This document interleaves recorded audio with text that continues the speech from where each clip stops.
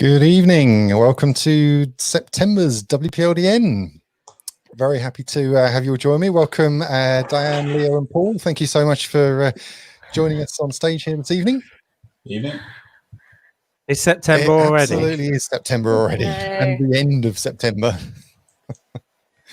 How is it happening? Time flies when you're having fun. No, I was just thinking, I remember when lockdown started, I was thinking, oh, if it could be finished by June, we could have some sort of summer. And now I'm thinking, God, if it's finished by spring next year, we can.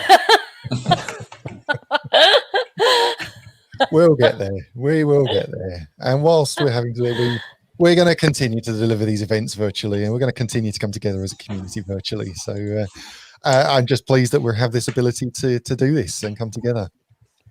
Okay. And speaking of which, let's just grab some slides. That's going to be helpful, so we know might help give me to know what I'm actually doing. So this, if you are not aware, if you are out watching this on social, is the WordPress London meetup. We generally meet up, historically we've always met up in person on the last Thursday of the month. We now obviously meet virtually in these current times, but we're not doing it just the once, we're now doing it twice per month. So we've got our regular WPLDN evening event, and we're also running our WPLDN daytime on the second Thursday of the month, which runs from 1 p.m. BST, which the clocks are going to change soon, aren't they? So it's not going to be BST anymore, but 1 o'clock UK time. Let's go with that. Yeah, it is going to be. It is. Clocks are. It's all happening. It's all happening. just to confuse us a bit more.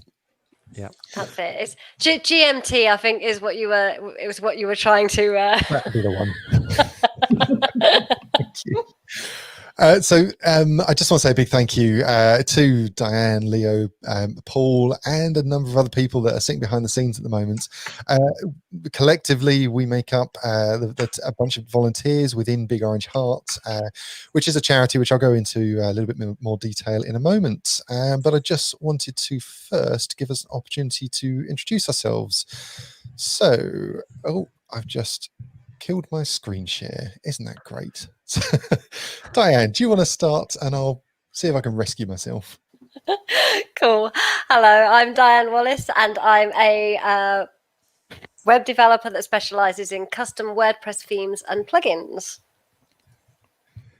Excellent. Hey, I got that. Nobody will know. Seamless. seamless. Leo, do you want to give a quick intro? I'm Leo Mindell. I run a agency that's called Sotic. We specialize in delivering websites to governing bodies and federations in sport using WordPress. Excellent. And Mr. Paul Smart. Good evening, everybody. I'm Paul. I run an agency just in South East London, Smart Digital, and also on the Big Orange Heart fundraising team. Right, you are. Thank you very much for it. And my name is Dan Maybe. I'm the founder of Big Orange Heart, which is a charity supporting wellbeing and mental health within the remote working community. Also own a digital agency specializing within WordPress. So let's get those slides back. Hey, they are working. Okay, these events would not be possible without some lovely sponsors. So I just want to say a big thank you to each one of those. Passionate about making the web a better place, Automatic. Your managed cloud hosting platform, Cloudways. A turnkey solution for product vendors, agencies, and developers, Dolly. Generate more leads for your digital agency with funnel packs. The WordPress multilingual plugin, Weglot. Tips, tricks, and resources for people who use WordPress, Winning WP. Your all-in-one WordPress platform, WP Dev. And the search engine optimization plugin for WordPress, Yoast. As I say, we couldn't do this. We couldn't deliver the charity, let alone these events, if it wasn't for our lovely sponsors. So please, we really appreciate it if you could help us by thanking them. I know, appreciate we ask this every month. There is a new tweet sitting on big.ht/thanks. So if you open up a browser tab on your mobile device, wherever you happen to be, hit big.ht/thanks. That's going to put together a nice little tweet to make sure that each and every one of those companies are thanked for supporting Big Orange Heart and in turn enabling us to deliver the WordPress London meetup. So thank you to each and every one of them. Also want to say big thanks to our supporters, companies that have given time into delivering this specific event. Blue37, Paul Smart and Sotic. Really appreciate the time that each and every volunteer gives. So on to tonight, we have got two fantastic speakers. Really looking forward to both of these talks. Highly valuable, I think, in very different ways, both of them. Piccia will be covering the impact of UX on our forms, and who doesn't want better conversion rates from your forms. And Michael will be giving us a practical look at React front end for WP, along with a live demo of Frontity, which I've had a little bit of a play around, but we'll talk a bit more about that with Michael shortly. But before we get into our sessions, it's community announcements. So this is an opportunity, if you are on live.bigorangeheart.org or watching us out in the social space, do drop your comments in the live chat. We will try our best to make sure we can get them up on the screen. If you're aware of anything that's going on in and around the WordPress community, the open source space, the PHP space, it's just an opportunity to share that with the community. So please feel free to use the live chat and drop those in. I'm sure one of us will grab those and get them up on screen for you. But whilst we wait for any of those to come through, a few things we want to cover off. So Gutenberg 9.0 release. Big release, lots of things going on here, isn't there? I think this is, Diane, something that you wanted to particularly cover off. Yes, yeah. So I know that we were talking about the padding control and whether or not we think that this is a good idea. And I know that kind of whether styles should live in the theme, or kind of, I'm all for empowering users.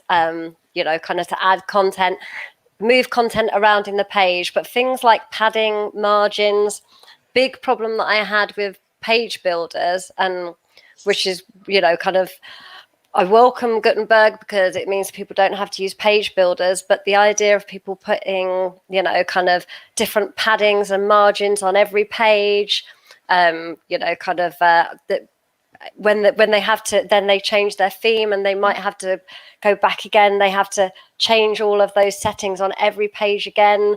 Also, websites just start to look really messy and crazy.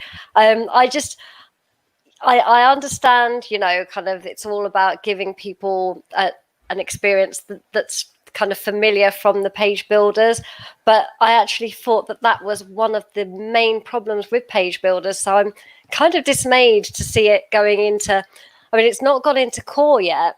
Mm-hmm. So I think that this is a good time to discuss this. Mm-hmm. Yes, empower people to take ownership of their site and move things around. But also, my question is, do users actually want this? In my experience, people really want to be able to, like I said, put things where they want them. But lots of people are like, kind of afraid of messing up their site, breaking their site. So I'm not even sure if users want this. And I think designers definitely don't want users to have this. I'd be really interested. It's really interesting, isn't it? Because we're crossing this line that we've always said, functionality sits in plugins, the look, the feel, the pretties, if you like, sit in the theme. And, this is sitting squarely in what you could claim is the wrong place. Gutenberg as a plugin is now enabling the look and the feel of the site to change. But then if Gutenberg is part of core, then we're really changing what that spec looks like, aren't we? We are, and that's where this is going to go. And I think Diane is absolutely right. When you sit in it from where you sit, Diane, where you delivered professional websites to clients, you could argue though for the bottom, or if bottom is the right word, that's not the right way to look at it. If you look at a certain end of the sector of the marketplace where there are people who are learning and experiencing it, they're able to do it. If you take a good example of this, something like Microsoft Word, the minute they came out with clip art, unfortunately, most schools and churches, etc., overloaded on clip art on every single poster, and that's what we will have with some of this. Right. But it doesn't mean to say that the professional design element, we celebrated the death of Internet Explorer 4 a few weeks ago. It would be really nice if we could follow that by Comic Sans could follow their own path. I think actually, Graham's picked up on a key issue here, which I'll look at this from an accessibility perspective. Graham sharing his wisdom with us as he always does. But he's obviously talking about changing colors further on down the road. But what if we've got a situation where you've set a site and you're using accessible colors, and we're enabling the user to very easily make those changes, and you're starting to use it, start to end up using inaccessible colors. So you've gone from having a site that was fitting legal requirements in a lot of countries, a lot of states, and a lot of countries, to having this situation where you're enabling the user to change that without really. But you've got to be very careful, because that's about freedom of how people can use certain things. And we also, when you put too many restrictions in and don't enable that, then we don't actually grow in areas that we didn't know that we needed to grow in. And I think that's important. A lot of us in this discussion are professional web developers, or will have developers that we work with, or designers that we work with, who will know what is good and what is bad. That doesn't mean to say that we should restrict people from learning how to use these tools and to learn that process. And maybe that does mean to say that there will be a site that's out there, but maybe that's a differentiator between a site that you knock up by your grandson's uncle, something or another, for 50 quid, and the site that you get done professionally. And that maybe is the point. Maybe that's aimed more at the DIY market. Yeah, more competition for the likes of Wix and Squarespace. Maybe they're looking at all the capabilities that some of those have, and how do they start to compete with them. But if you take that even further, sorry, Diane. Sorry, I was going to say, I think that this is, and I think that kind of page builders, and I think they're all designed in with that market in mind. Somebody that kind of really want to have a spacer block, because sometimes you might find that, I just need a bit of space, but kind of margins, and it's one of my pet hates, people setting a different padding on every div in a page, and then every page is different. It's just Diane, that's how people learn. That's how people learn. We have to remember that there's also two other underlying things. A lot of people are now, we're now moving away from the social media as we used to know it, which was the Facebook environment and even Twitter, to the more to things like TikTok. And I know that WordPress with the Tumblr approach could be coming back into favor, and they're going to be coming up with the ability to create the stories and the publishing, and that does need you to be able to control and move. A page could be just literally one graphic with one or two things on it, and there you do really want to play around with the padding on that page. Am I right that they were looking at changing the licensing for Gutenberg as well, so that they can then sell it out to different platforms? Did I read that somewhere, or am I dreaming? Yeah, there was something about that. But I mean, coming back to rules and regulations, Diane, you could always argue that there's normally only 3 or 4 hair colors in this world that are natural. Swiftly moving on. We do have this could be a huge discussion. There's a lot here, as often is the case with Gutenberg. But unfortunately, we do have quite a number of issues, quite a number of things to bring up this evening. So we're going to have to move fairly swiftly through some of these items.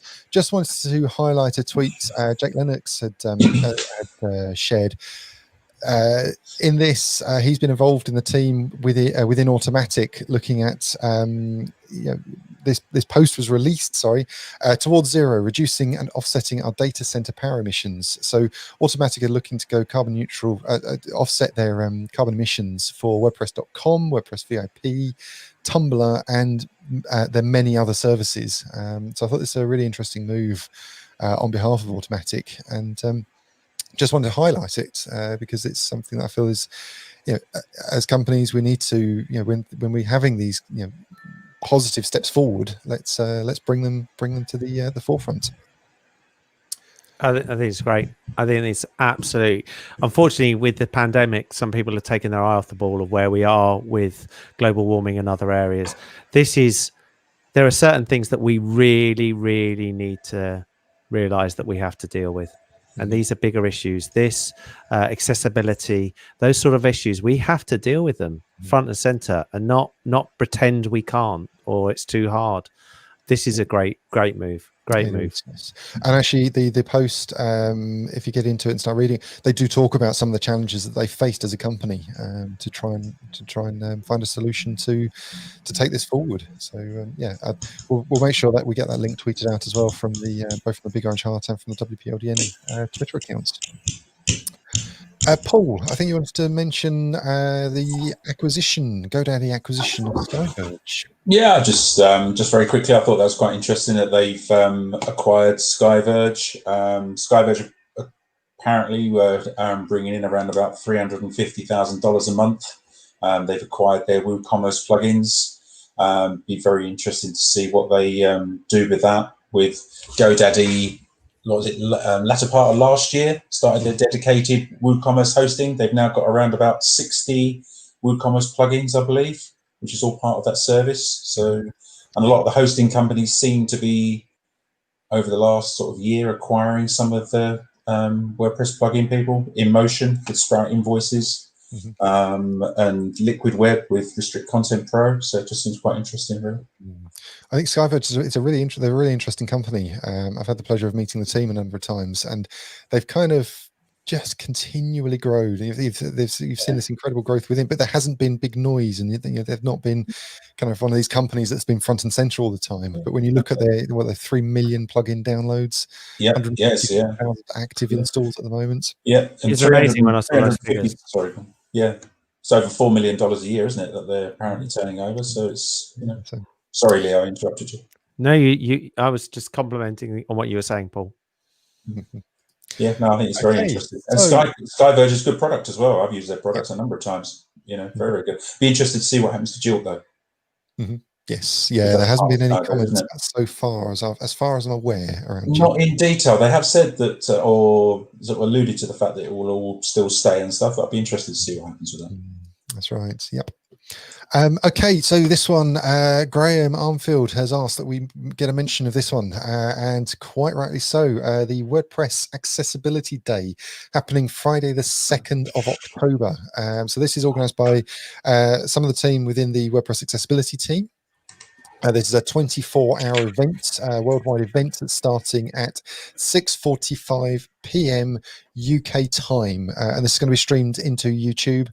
If you visit wpaccessibilityday.org, the link on the slide there, for more details. Quite a considerable lineup of speakers and guests across that one. So, really excited to be seeing that one come in. Sorry, I'm going to have to just quickly run through some of these because we are rapidly running out of time, and I know we wanted to cover off Jamstack. There's quite a conversation to be had here as well. I think, Leo, this was something you wanted to dive into. Yeah, it's very interesting. So, in summary, there seemed to be a starting of a spat between the people behind, or some of the suppliers and big names in Jamstack, and Matt on the WordPress side, about where it's going and whether Jamstack is the right thing. And a number of people have weighed in. From my perspective, there's good points and bad points on both sides of this. Jamstack is a new way of doing things that may and could replace the LAMP stack that we're all familiar with. It isn't a finished product. In fact, we were all asked to take a leap of faith with Gutenberg 18 months to 2 years ago, and we're told at the time that it's less than this % there, but we have to go there because that's the way the world is going to go. And it's very much the same on headless and Jamstack. It is a retrograde step in certain things. I think for some of the development teams, they were going to find it difficult because it doesn't do what they had and were comfortable out of the tin. And you're going to be saying, why are we doing this? But long term, the goal and objective will be there, which is to move ourselves away from a connected environment where the front end is connected straight through to the back end. Maybe this will be the solution, maybe it won't be, but we have to find a solution that is, even if we go back to things like that green discussion we were having earlier, every time you fire up a web page and WordPress in certain environments, you are calling database calls, and those database calls create CPU usage. The sooner we can get away from that, and the sooner we can make that more efficient, the lower total cost of delivery will be. And that may sound minor, but when you start adding up the numbers and scaling it, you are spending a lot of money for databases to reply to exactly the same thing they replied to 1.5 seconds ago or less. So I think it's important. Absolutely. I think, again, this is something we could really dive into, have quite a deep dive around the conversation around this. And it would be really interesting. I'd love to have those roundtable discussions on these kinds of subjects. And maybe if you're actually listening out on live.bigorangeheart.org and you want to hear those roundtable kind of discussions, we'd love to hear whether that's something you would want or not. Because we're quite happy to be quite fluid with these types of things, because this subject, obviously the green subject, a number of the subjects that we covered this evening, we could have those longer form discussions around. But I think Matt was in that comment, he was talking quite a bit around the use of multiple tools to make the same thing work. And correct. But as you were saying earlier, we've got to move forward, haven't we? We've got to continually keep evolving and adapting. Absolutely. Or we could all go back to VI. The other thing that was interesting is Miriam from Stratic came in on this one, and she's a real pioneer in what she's doing. But for her, they've stepped back from some of the headless stuff, and it does make a lot of sense because they're actually designing, or they're delivering for the bulk of people a way to make their site faster and in an environment. And actually, you have to then rely on the tools that people are using to create their sites as tools that they can relate to. So actually for them, headless is just a bit too niche. And I think that's absolutely right. So I do agree a lot of things with, anybody can't disagree with what Miriam says. But, that doesn't mean to say that headless is not the right way forward. It's just not the right way forward in my mind for what she's trying to deliver at the moment. Yeah, it's if anybody's had an opportunity to try Stratic as a solution, and there are other similar Stratics, similar solutions in the space, works really, really, really well for a very specific deliverable. We actually deliver bigorangeheart.org through Stratic. Stratic have very kindly donated the hosting of that site, and it works incredibly well for that solution. But we had to evolve and adapt some of what we were delivering and how we were delivering it to fit that stack and to fit that way of the way that service works, which we understood, and we appreciate the benefits that we see from that stack, but we also have the technical ability to work around some of the challenges that it presents going down the Jamstack route. I think as well that this is part of living on the bleeding edge of technology again, isn't it? Sort of like what I think for a long time in the WordPress community, we everything was, I remember for years, kind of the minimum PHP version was 5.6 for far too long, and we seem to move really slowly in WordPress because of backwards compatibility.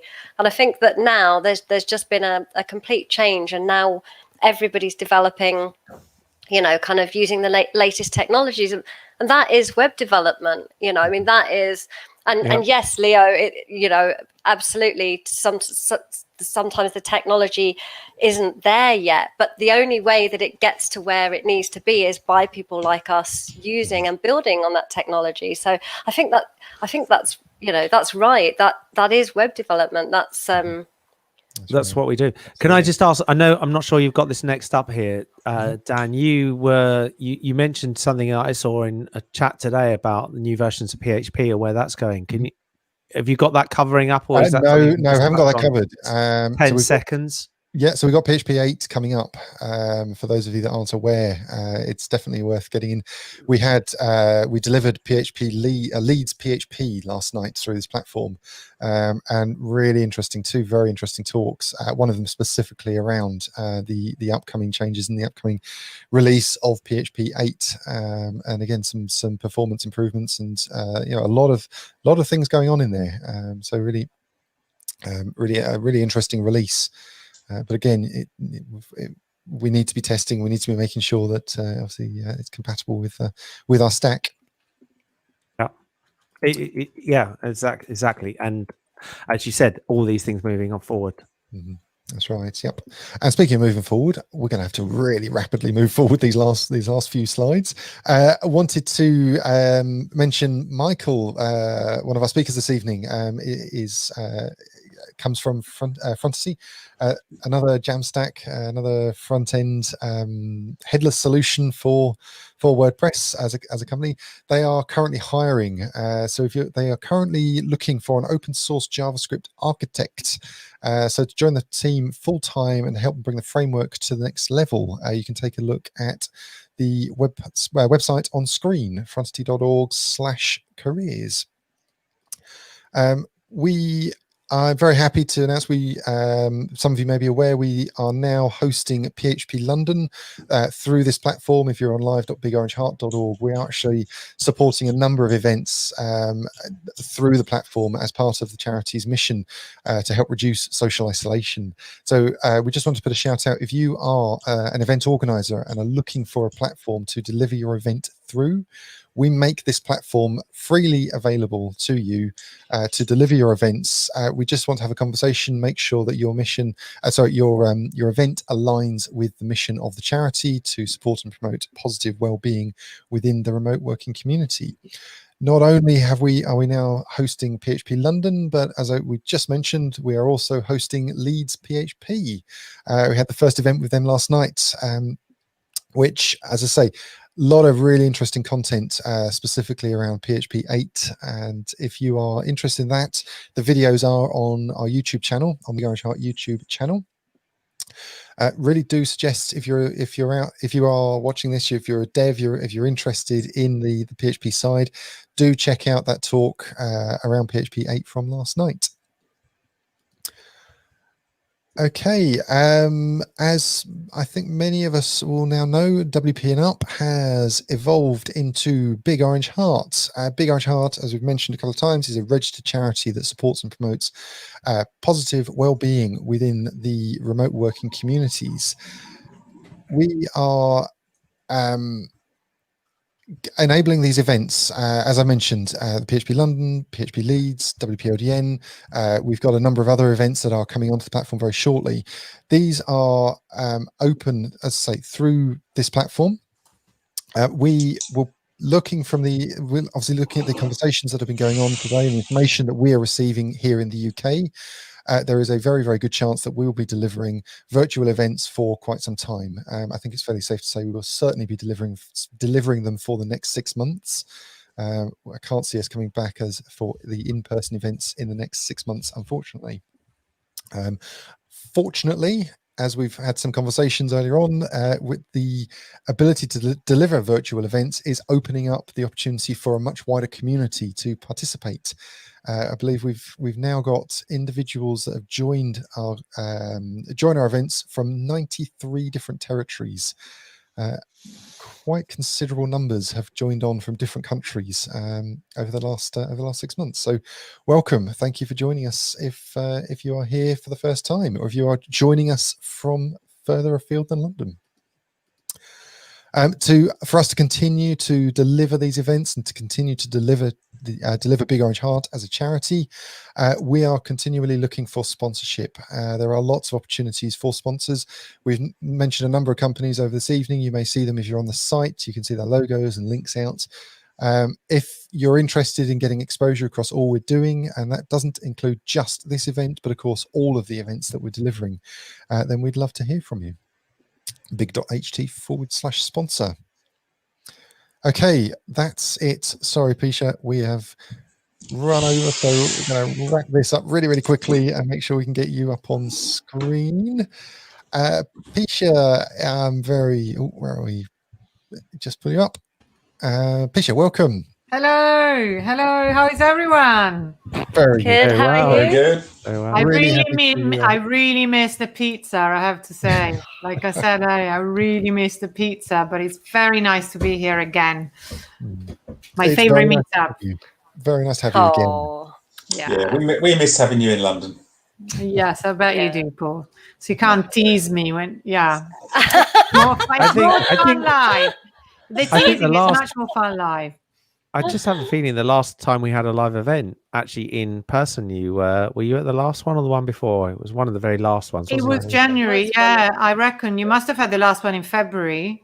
So I was the one before. When I thought, actually, I was rehearsing my talk for WordCamp Asia in Bangkok. It was a different world. We were discussing as well meeting up. I was maybe meeting up in Spain on the way to Portugal for WordCamp Europe. Yes. I had this whole idyllic trip. Oh yes, just gonna take my time, travel across Europe by train. We had it all planned out because we were so innocent. We were so innocent. Yeah. It will happen again one day. It will. We'll appreciate it even more. Absolutely. Yes. Okay, so I'm aware that we're going to run out of time. So, Piccia, I just want to introduce you and your talk. So you run your own global UX and design consultancy agency from Spain. Sounds very grand when you say it like that. What a pleasure. Here we are being able to come together across the globe and have this session. So you're also a Cloudways Maverick educator. You also volunteer on the Big Orange Heart. You are a member of the WPLDN family, so you certainly keep yourself busy, don't you? Yeah, I do. I do my best. Yes, and absolutely. You are giving your talk tonight, the UX of forms, how to build forms and surveys that people will love to fill. We are going to drop off. We're going to hand the stage over to you. If you are watching this out on live.bigorangeheart.org or on Twitter, Facebook, YouTube, if you have any questions, Piccia is going to run a live Q&A at the end of her talk. So please drop your questions into the chat, into the comments. We will make sure we get those up on screen. And good luck, Piccia. We appreciate you giving your time to do this. My pleasure. So why is it important to talk about this? Because when I do lots of reviews of websites, and I so often see forms or surveys that really could be doing much better, and I always ask myself, I wonder where this converts or not. And my feeling is that they don't, because otherwise also people wouldn't be asking for a review. And so I educated myself, because the funny thing is that when I talk about something, it's probably because I didn't used to know about it. So I educated myself on it. And actually, user experience is really important when we do forms and surveys, because it's about the end user. That's what really matters. So today we're going to talk about what forms and surveys are for, what makes us hate them, but also how to create engaging forms and surveys. Because the thing is that the main why is that we need to ask the users. It should be really obvious. Why do we do a survey? Why do we do a form? Well, basically because until we ask the human beings that are at the receiving end of anything that we build, we won't know. We basically really would not know. And it may seem obvious, but it's not. And often we don't put ourselves in the shoes of our users enough. And I'll show you that, because I'll show you a form that I built that isn't quite up to scratch. So I'll show you what I think we should do to change it. So at the basis of UX is to put the human beings that use your products at the center of everything. It's also a marketing principle, if you think about it. There's a Zig Ziglar quote that I can't remember exactly, but basically it says, do things for other people and you will make the most out of it as well. Anyway, so the absolute basic concept of UX, but it bears repeating: put the human beings that use your products at the center of everything that you do, and you will be all right.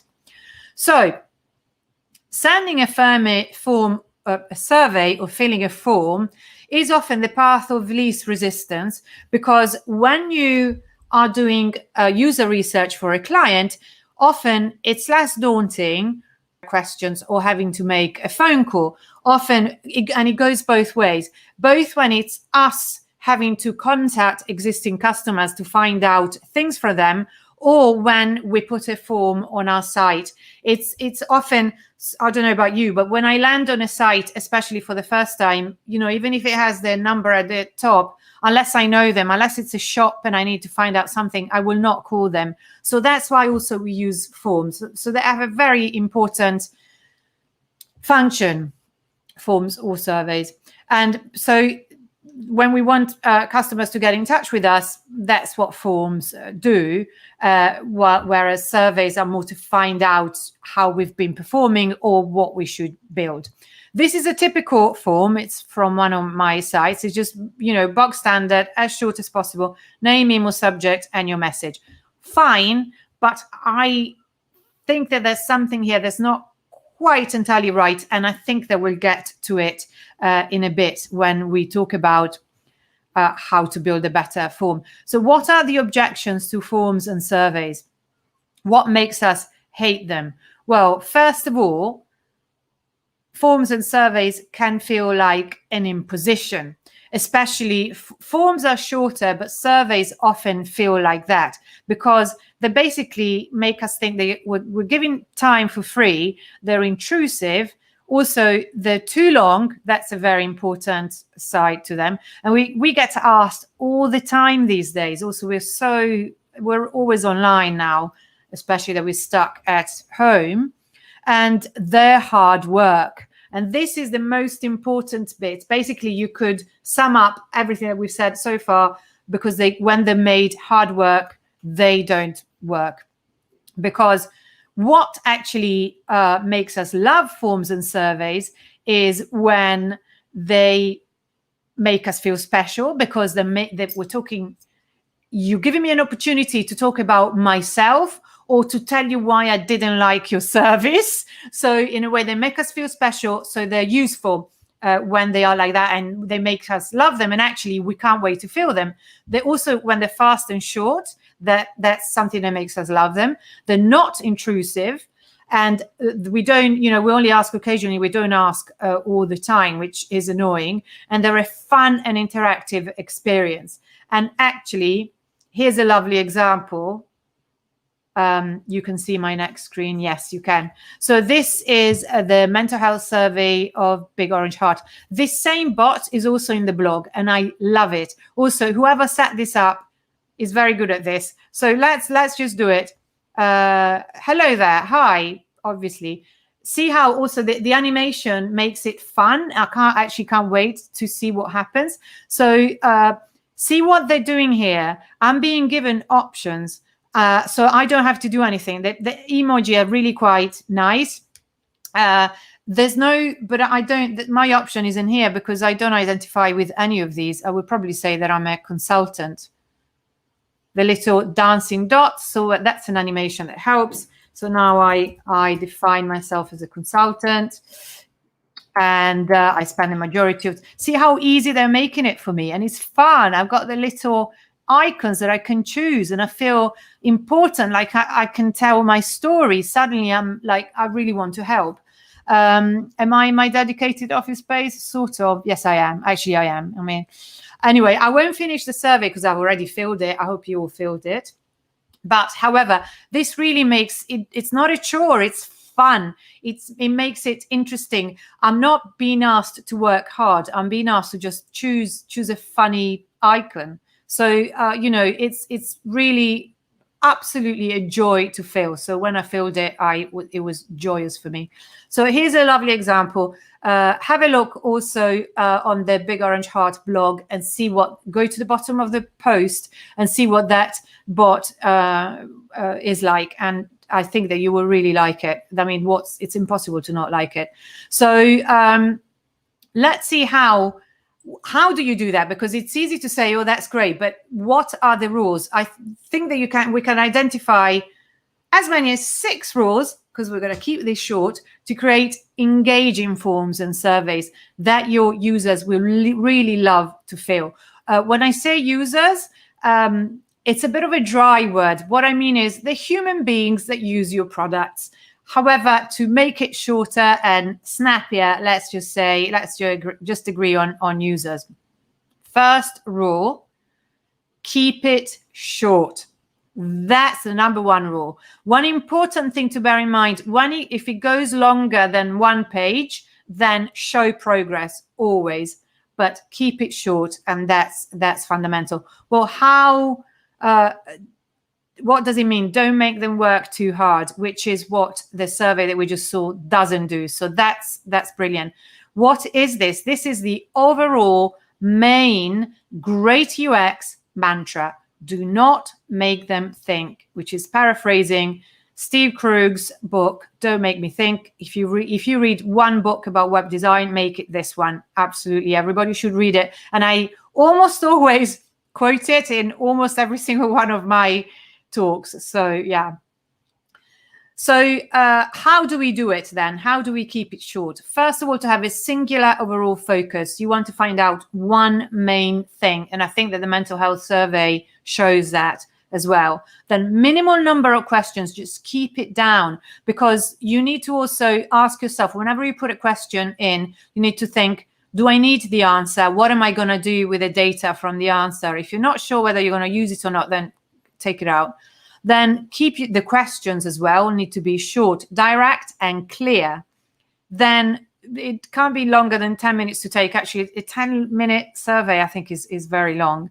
Only ask questions that you have a use for, as I said just now, in fact. And then rule number 2, be helpful. Okay, so which goes back to the overall great UX mantra, which is don't make them think. Same thing over again. Basically, you could condense the 2 rules in one. And I'm not going to repeat this one because that's the underlying principle, the overall concept that you must always bear in mind. Don't make them think. Don't make them work too hard. Actually, don't make them work at all if you can. And I think that, again, the Big Orange Heart survey does that. How do we do that? Well, first of all, we need to avoid open-ended text questions, and we'll see examples very soon. You need to give a range of exhaustive options. We saw that right now with Big Orange Heart. Allow multiple answers where necessary. Remind respondents of prior information, because if you're asking them about something that they've just seen, they may not remember. You need to always remind them. Always offer a way out. I often say this. It's funny how I do, because it's kind of also my personality, but I say this about animations, for instance, when they don't stop, that's not good. You always need to offer a way out of everything on the web, in fact.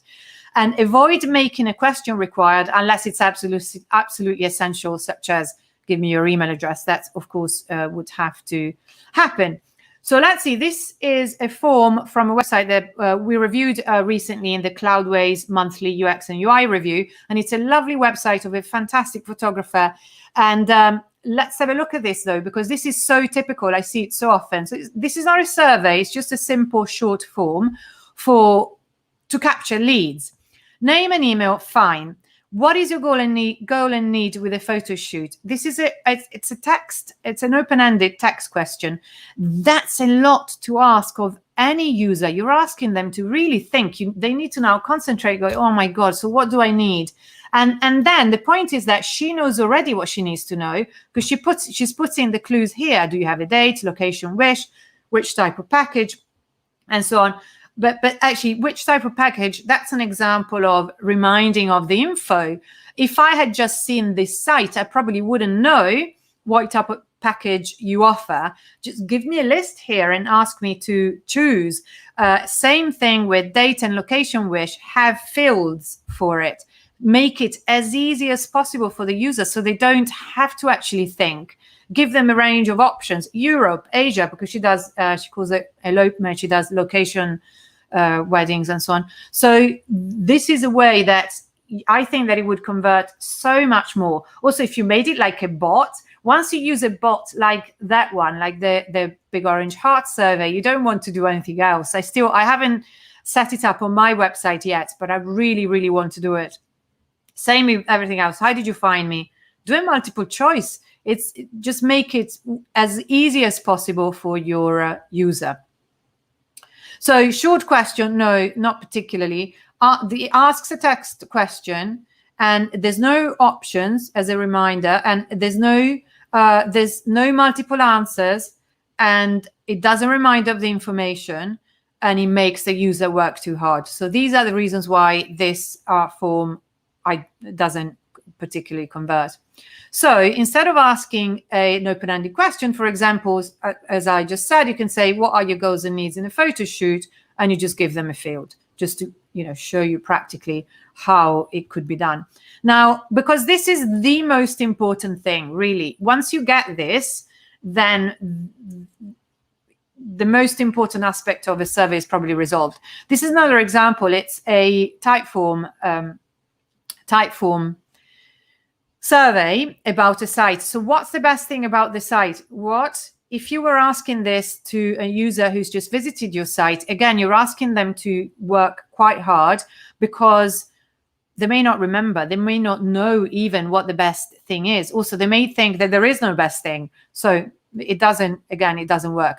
Same thing here. A question like this, what do you think could still be improved? It's asking them, it's leading, it's got various things that don't work with it, but also it requires so much hard work from me. I mean, I'm doing you a favor by giving you feedback on the website. So if we resolved the first question like this, what's the best thing about the site? And you can choose as many things as you like. This really works because it's a short question. It avoids an open-ended text question. It gives exhaustive options, and it offers multiple answers. You can choose as many as you like, because maybe you like them all, every single one, unless you have a very specific reason to only want one answer, which can, it can happen. But generally speaking, it's not. It's better to give the option of multiple answers. It reminds of the information, because maybe if I haven't seen the website recently, I don't remember that there's a quiz on the homepage. And then it also offers a way out with other. And it offers the way of giving my opinion, which is the most important thing for me. And also there's nothing, it's not a required question. So I hate it when I go through a quiz and my option isn't there, and I'm not given I'm like, and that happens so often. But it's the best way to alienate your users, because it just makes you think that you don't matter for them. So, for instance, this is another wrong way of asking a question. Do you watch sports? First of all, it should be yes or no.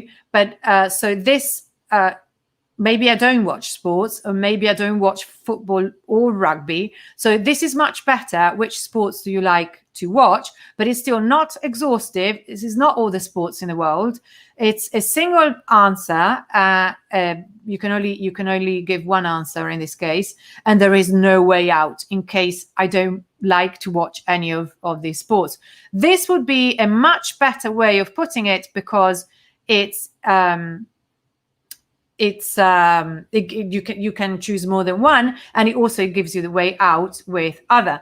It's a personal question. Do you like to watch? Put like that is much better. Exhaustive options, multiple answers are allowed, and it offers a way out with saying other, and it's not a required question. This is much more important than you think, the fact that a question shouldn't be required. But what is still missing is I don't watch sports, because you can't ever assume that. So again, if with all this in mind, with what we've just seen, it would be such a great opportunity to build like a really amazing form that is even a little bit of a survey, and that I bet would convert much more for this photographer. Now, the third rule, write fair questions. Let's see what I mean by this. I think we've seen it a little bit already. So how do we do that? Well, we avoid leading questions, and I'll show you examples of that, which is, for instance, what problems did you encounter using the website, is a bit of a leading question because it assumes a problem. It assumes that I did encounter a problem. Then it leads the answer as well, and it doesn't give me a way out, because there's no way for me to say, well, actually didn't encounter a problem. So a better way is to say, how easy was it to use the website? Because it's more fair and objective, and it's a balanced scale. So it goes from very difficult to easy enough to incredibly easy. So and it's more nuanced as well as an answer. Then the second thing that you have to bear in mind when in order to write fair questions is to avoid assumptions. Where do you like to hang out online? Well, this is assumptive, because what if I don't like to hang out online? Then also it's not exhaustive, because there's quite a few options missing. And then again, no way out, my favorite thing. So the way to do it is, where do you like to hang out online? Making sure so that you give as many options as possible. Notice that I've got other here, as well as I don't hang out online. Then, fourth rule, use scales properly. We just saw an example of a scale, because scales can offer a more granular answer. I don't know if you've heard of the Likert scale. It was just the researcher that developed it. This is an example. This is an employee engagement survey template from, I can't remember, maybe it's SurveyMonkey, and about career development. Already, employment engagement survey is quite a mouthful. So the question is, I am satisfied with my opportunities for professional growth. Now, this is a way of putting a question that is it's nuanced, because there's also neutral in the middle, and it gives you quite a few options. However, so this one, for instance, wouldn't work. You can see it sometimes horizontally like this, as we've just seen before, but this one wouldn't work because there is no. You can only either disagree or agree. You may not have an opinion about it, which is really important. You need to find out the neutrals. If there is I don't care somewhere in there, you actually do need to know. So this one also is not vertical, which is essential for mobile. There's no neutral, not balanced, and it's not granular either, because it's not. It doesn't give you the neutral. So this is much better because it's vertical, and therefore it works for mobile. Then there is a neutral, which again, as I said, super important. It's balanced because it's got two ways to disagree and two ways to agree, either side of the neutral. Odd, make sure that when you give this kind of when you choose this type of scale, you always make it odd, so there's a neutral and a balanced answer either side, and it therefore is granular enough. But there's one thing to observe about this. I don't ever say I strongly disagree or neutral. I don't talk like that. So I think that you should also be very careful with the language that you use, and you should use a language that goes with your audience, which is something that you would know if you've done user research properly. You would know what tone of voice, what kind of language you use with them. So here you could say, for instance, the job doesn't offer me any opportunities, rather than strongly disagree, which is like weird. I don't know. I always find it weird. I don't know. There are very few opportunities for growth. It's fine by me either way. Rather, I don't care, which is a bit dismissive. Yes, this job is helping me develop my career, or my career is getting a very strong push in this job. Something like that. I mean, I'm not a copywriter, so I'm not saying that this is necessarily the right way to put it. All I am saying is think about the language. Do not go the corporate way, or do not go the standard template way, because this, always personalize, make the user feel involved and engaged also with the language, which is something that, once again, the Big Orange Heart survey was doing. 5th rule, be generous. And by that, I mean that you should give away some form of incentive, maybe not in the case of a contact form, but if it's a really long survey that you're asking your client to fill because you're not a charity, but you're doing it for your own marketing reasons, then you should always offer a reward. It can be a free sample, it can be a discount, it can be a giveaway, something. Your response rate will increase, you demonstrate respect, and the respondents have a better experience. So there's lots that works for that. Then the 6th rule is to be grateful. It's so easy. Just remember the magic word. Just remember to say thanks. Now, before I thank you, I think we've got a little bit of time, don't we? So I just want to show you a client questionnaire that I created a while ago as part of my huge UX course, because the reason for doing this is that I wanted to find a way, because I'm big on empathy, on trying to really put yourself in people's shoes, and in the people that you want to be your clients, that you want to serve. Put yourself in their shoes as much as possible. And I looked at my new client questionnaires, and I just didn't think they were empathic enough. But I'll show you how the way this survey is built actually does not follow quite a few of the principles that I just showed you, mostly because it makes them work. That's the main thing about it. The way building a survey like this makes the user work. So thank you so much for choosing to make an inquiry with us. We really hope that we'll be able to help you. Fine, whatever. The language here is fine. I don't. That's fine. Email address obviously has to be compulsory. Then here I'm saying, if you'd rather do this over a phone or a video call, I'd be very happy to do that. Please drop in your preferred phone or video call method, and I'd be in touch to set up a meeting. Go, blah, blah, blah. That's fine, because that's what I wanted to do. I wanted to be quite chatty, as I'm sure Leo will agree with. So that's me. But what I should do here is I should give them a proper labeled field to put in the details, because otherwise you're just asking me to write stuff. It just feels, even if it doesn't really change it much, but it just feels easier. And same thing here. Great to meet you. Thanks for taking the time to do this. What's your name and the name of your company?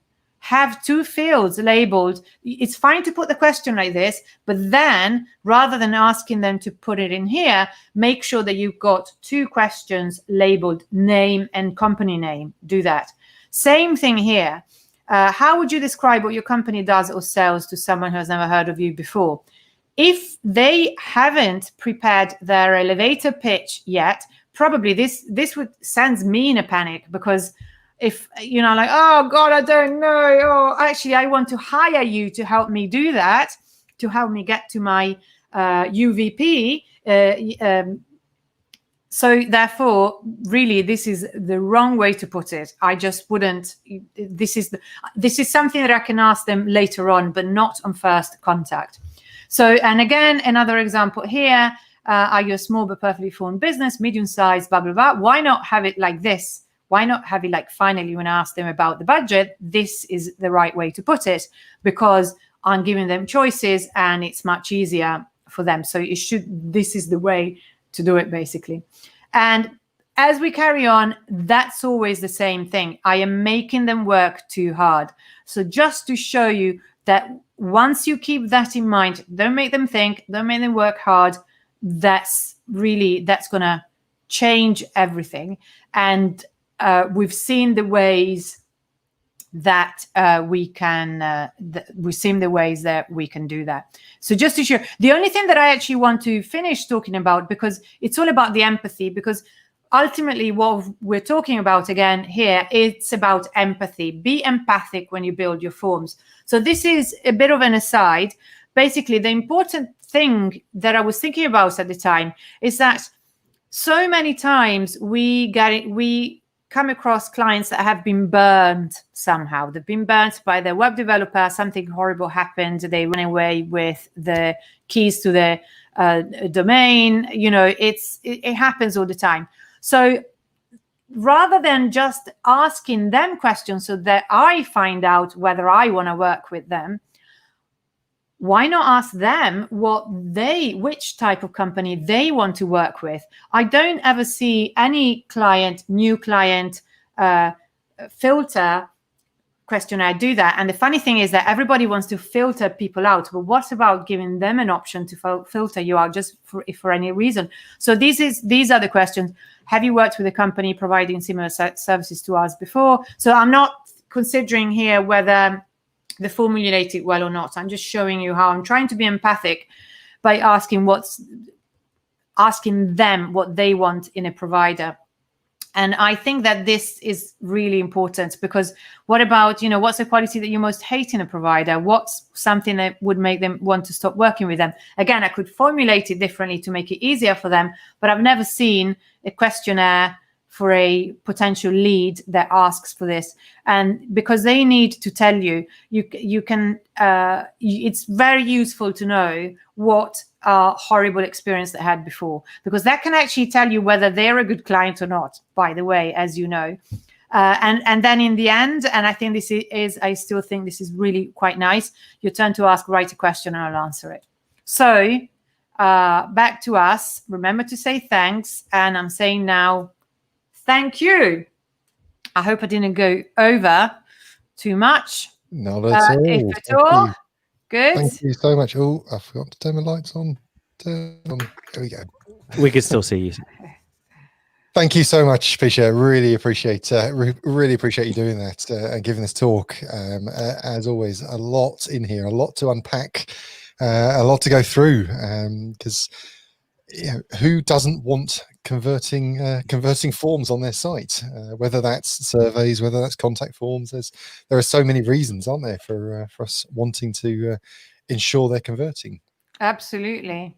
Well, you're doing quite well with them, because I mean, really, I'm always in awe of your surveys and bots. So you've got it. And I think that the main reason is because you build them with empathy. That's the main thing, really.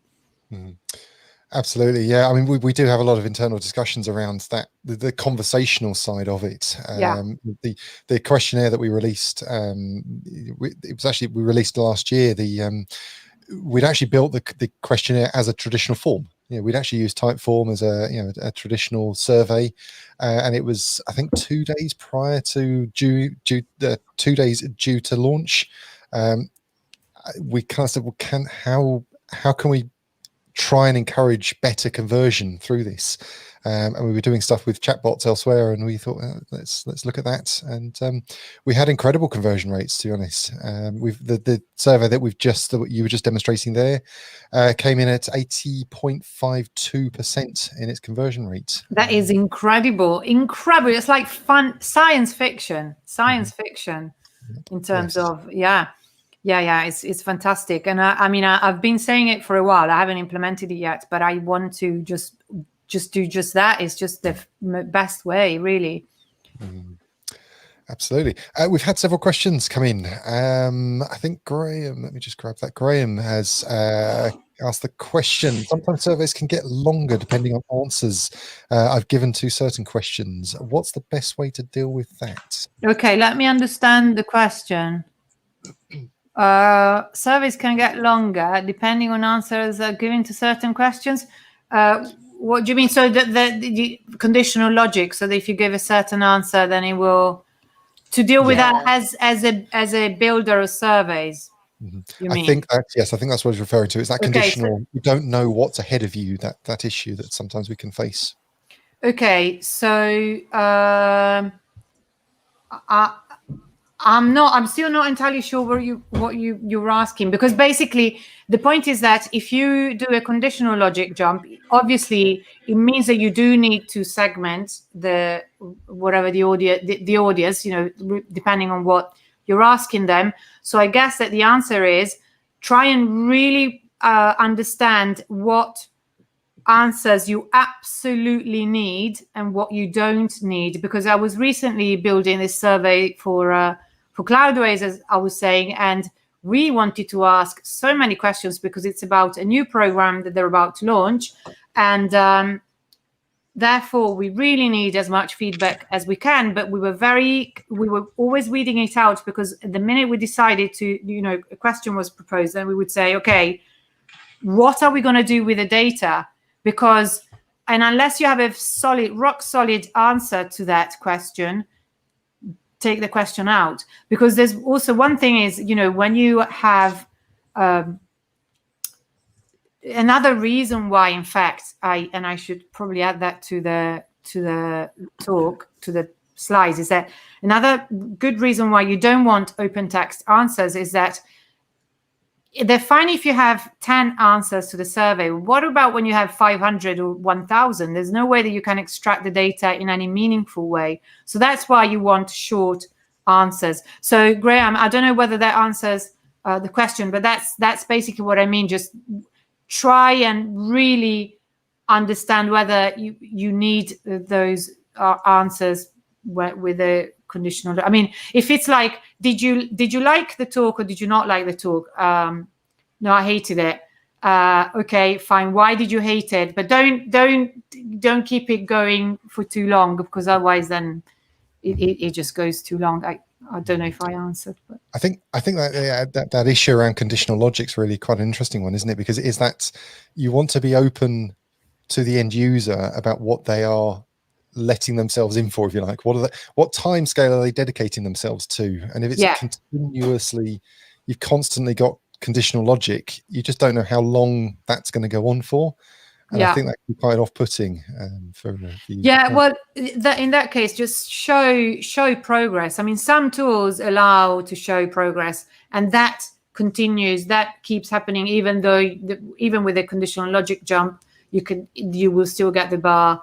And it really depends on the tool. I find that bots are much better than traditional form tools. I think that traditional form tools such as even Typeform or Gravity Forms, the various WordPress plugins, are getting a little bit left behind with how fun chatbots are. And it's a shame because they have other advantages that chatbots don't have, but maybe they're being developed and it will, within a minute we'll have amazing forms within WordPress. chatbots.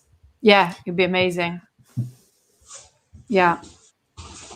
Excellent. Okay, I think we've got another question from James. James asking, so what's the best tool to use for forms to integrate into your WP site? So I use Gravity Forms, but that doesn't mean it's the best tool. I love the guys; they're really nice people. But also, I use Gravity Forms because I've had the developer license for a long time. It's just the path of least resistance. So so I have looked. I know that there are other forms that people swear by and so on, but I do know that Gravity Forms.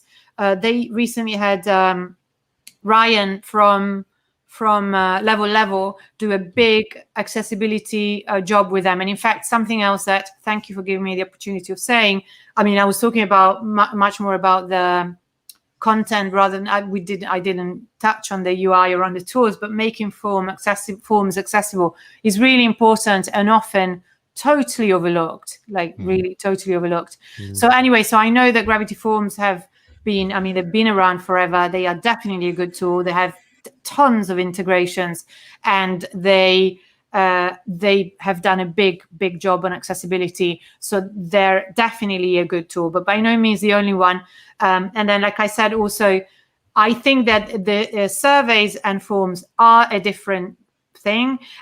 So I think that in the concepts, the rules and the principles that we must follow when building them are very similar, very similar. So that's why you can do a talk and actually consider both. But when it comes to actually building them, forms and surveys are very different. So that's why Big Orange Heart used a chatbot for their survey, because it's the best way to gamify it, to make it more interesting and so on. And please, if someone knows of new tools that I'm not aware of for WordPress forms, because I build much less now, I'm much more like doing consulting, so I'm not as au fait with tools as probably other people are, to be completely honest. So if there is a form plugin that does crazy, clever, fantastic things similar to chatbots, please let me know, because I need it, basically. So we've got a question that sort of follows on to that. And I know we're running quite close on time, but we've got a question from Mike to say whether you have a view of whether using Google Forms, so doing them direct there versus doing them in the site. Do you have any view of whether either have a difference on conversion? It's a really good question. Now, Google Forms is quite limited. It's a very simple tool, and it's great because it democratizes forms, but it's limited. So I wouldn't use. I used it in this case because the template that I showed is a template that I share in my course. So I can't. I mean, I can build it in Gravity Forms, but then only the people that have the plugin will use it. So that's why it's really good. But then Typeform, it lives somewhere else. It doesn't live on your site. Plus, you have to pay for it, which is fine. I'm fine with paying for things that work. But if you have a survey that you did whenever. It's got issues, it's got limitations, and I am not a big fan of relying. If your surveys are really important to you, then using an external platform that you have to pay a monthly subscription for comes with risks. Because I recently decided, I had quite a few forms and surveys with Typeform, and I was like, no, I don't want to use it anymore because of various things, because also of the way it's built, because of various reasons. And then if I wanted all the answers, because also it's where I gathered testimonials, now I had to import them all into Gravity Forms, which can be done, is fine, but then it's a job and so on. So in the end, I was like, okay, I want to have them on my own site, because I think that us WordPress people, we know what it's like to have your own platform, and we're power crazy, aren't we? We just want it all. So I think that would be my main reason. But then I get a bit frustrated because actually Typeform can do more things than Gravity Form can. But then in Typeform, I can't use my brand font, and I am a typeface nerd. Sure.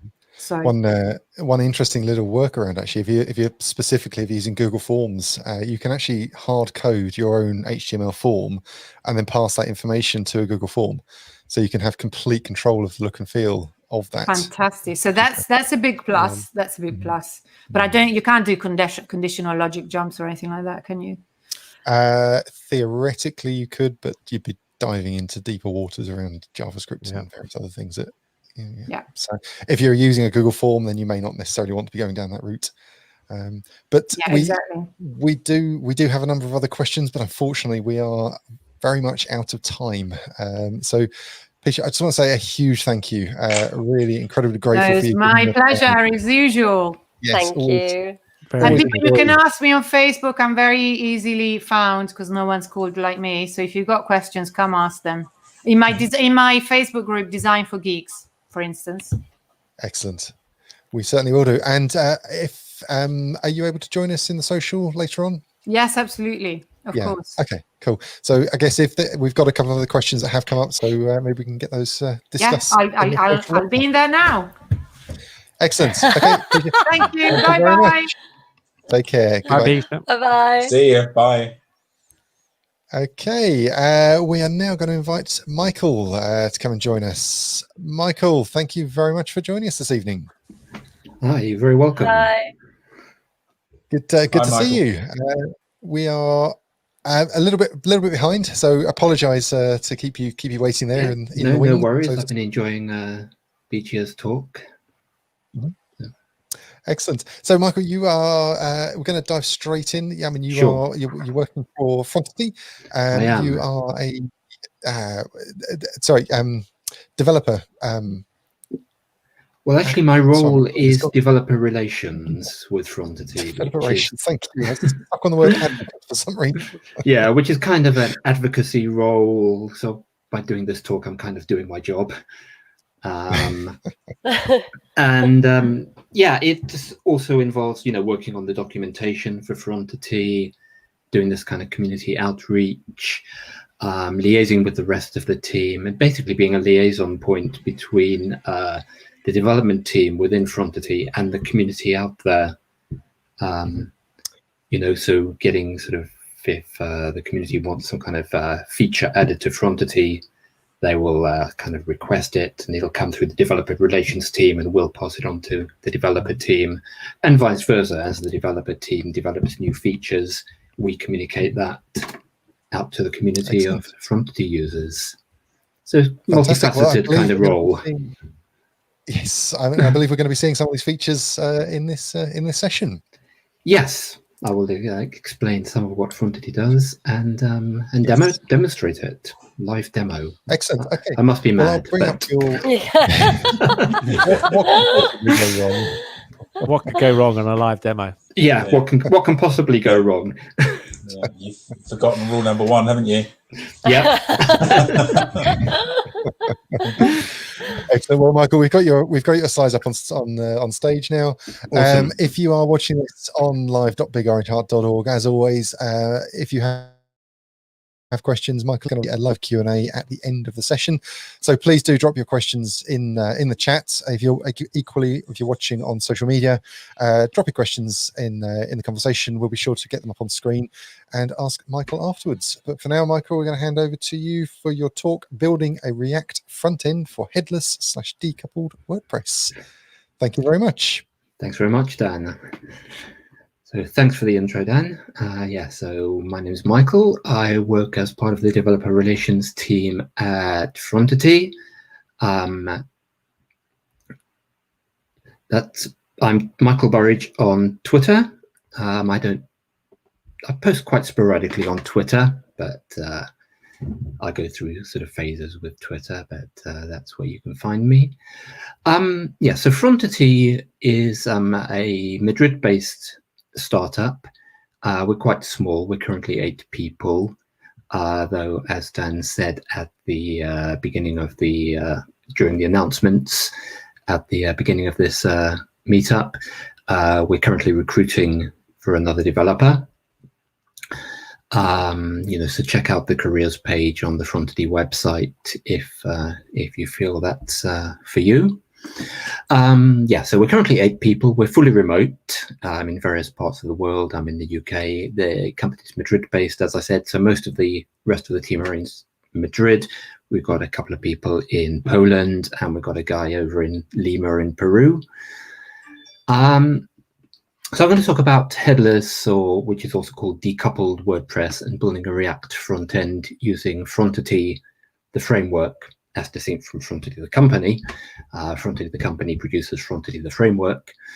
And Frontity is a React-based framework very similar to Gatsby or Next, which you may well have heard of. So I can guess what you're thinking, that I work for Frontity, I'm going to be talking about Frontity. So you're thinking there's got to be some sort of agenda here. But no, not really. Frontity, the framework, is free and open source. So there's definitely no agenda to sell you anything. If there's an agenda at all, it's just to get the word out about Frontity, raise its profile, increase usage, and grow the active and involved community around Frontity. Any open source project lives or dies by the strength and active involvement of the community surrounding it. So, as I said earlier in presenting this talk, I'm kind of doing my developer relations job in advocating for and evangelizing on behalf of Frontity, raising awareness of it and growing the community around it, or attempting to grow the community around it. Which, let's face it, is exactly what WordCamps and meetups like this do on behalf of WordPress.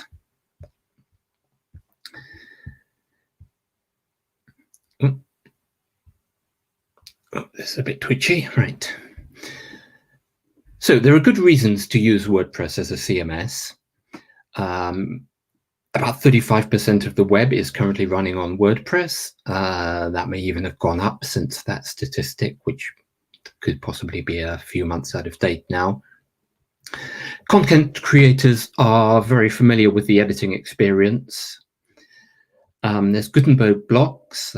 I'm sure there's some diehard traditionalists might dispute that, but I think Gutenberg blocks, are a good thing and enable people to build better websites. It's extensible via plugins, and WordPress is also customizable via themes, and there's a huge number of plugins and themes out there.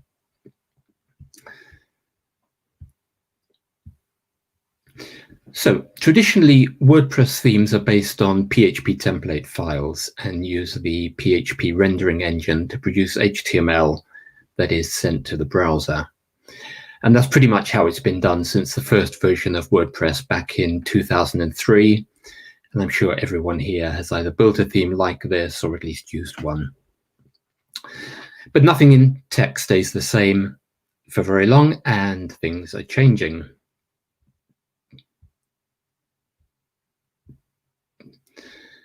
So I'm sure you've all heard of the WordPress REST API by now.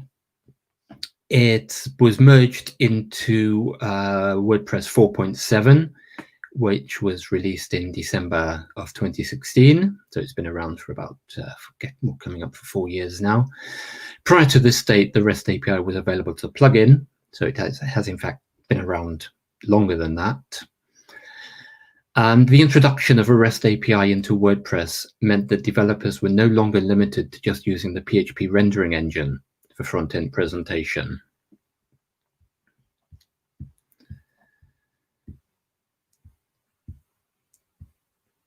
These slides are very twitchy.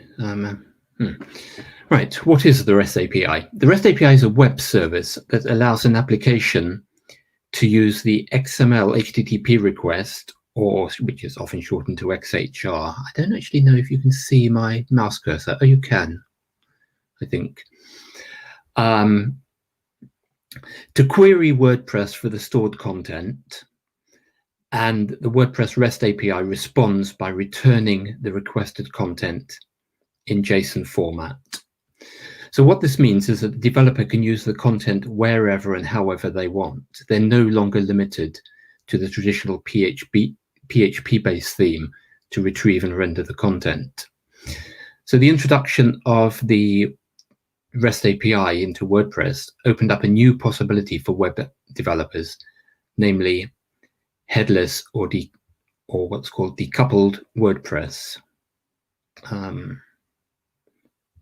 These slides are very twitchy.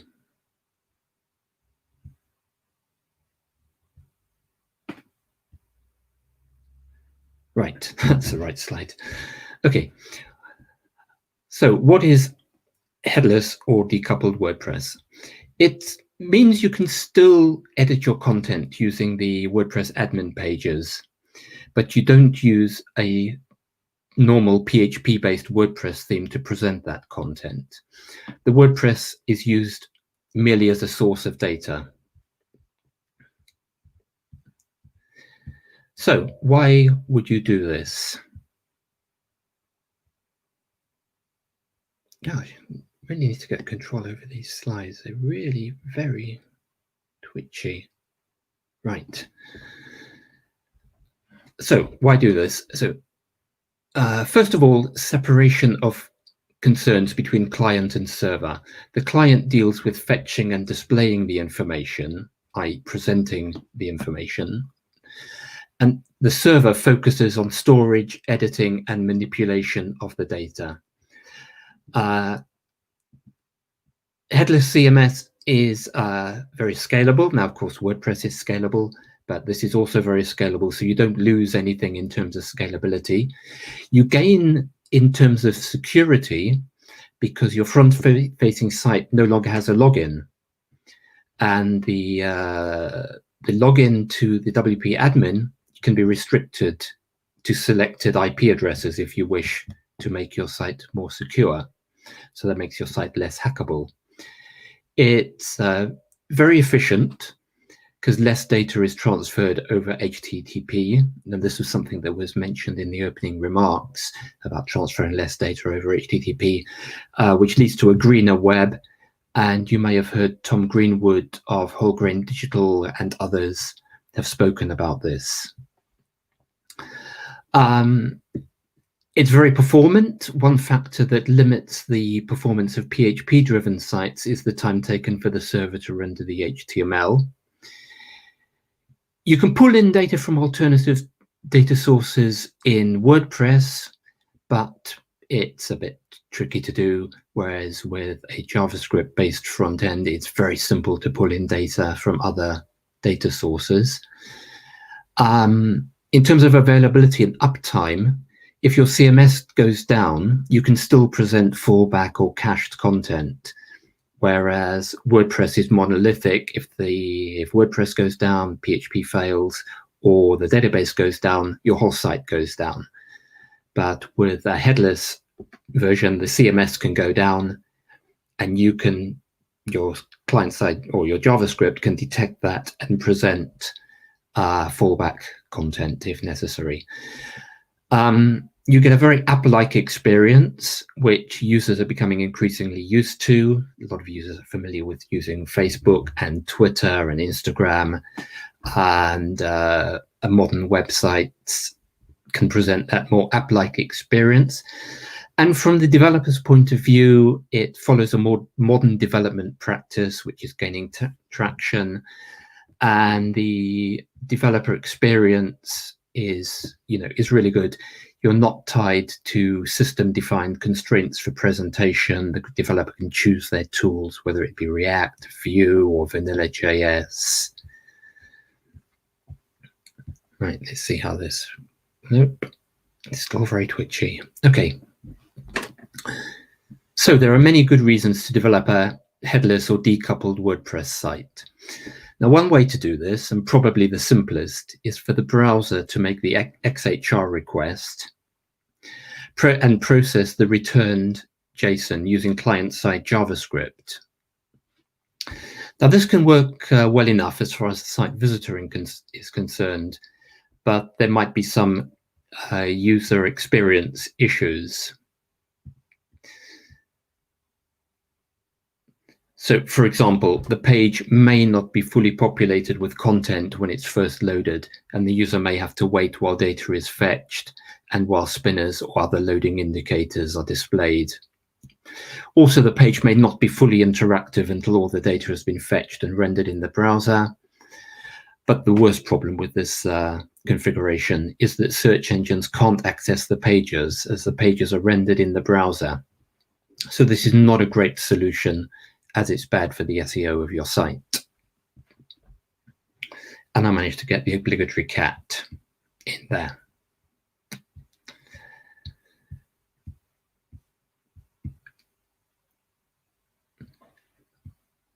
Oops. Okay. Sorry about this. The slides just seem really, really twitchy, and I keep overshooting and then going back and overshooting, going back. But so bear with me on that. Okay, so So there's problems with just having the browser request the data directly from the WordPress REST API. So to ensure that the SEO of your site isn't compromised, it's best to have the JavaScript running on a node server, which makes the XHR request, receives the JSON data from the REST API. The node server then server-side renders the page and forwards the HTML markup to the browser. A search engine can then access the pages in exactly the same way that the browser does and receive the same content. This is much better for SEO. So as well as benefiting SEO, this is also great for UX and fixes the problems that we mentioned earlier, because server-side rendering means that the fully rendered page arrives in the browser, and just like a static page, this page is immediately usable in the sense that the content can be viewed and read, and the user can navigate to other parts of the site.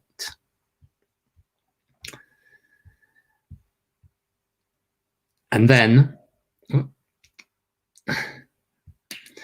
the basic functionality is then enhanced with client-side hydration.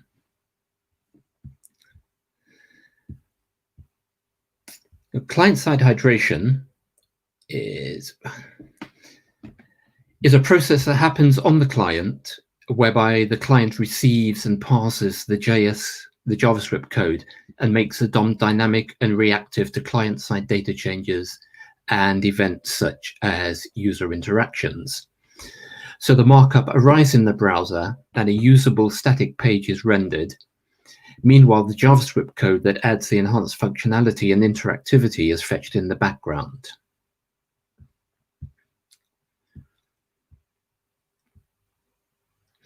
So apart from SEO, a benefit of this process of server-side rendering and then client-side hydration is a more app-like user experience with almost instant content changes and with the possibility of animated page transitions. So instead of an HTTP request and a page load for every link clicked, which means that PHP has to render each page server-side and send it to the browser, there is instead a single initial page load, and the content is subsequently updated dynamically. This is also called or referred to as a single page application, or shortened to SPA. As more sites are served statically or using node-based server-side rendering, users are coming to expect an app-like user experience and very fast response times from the websites they visit. That is, blazing fast websites are becoming the new norm, and a separate page load for each link on your site is increasingly coming to be perceived as a bit clunky.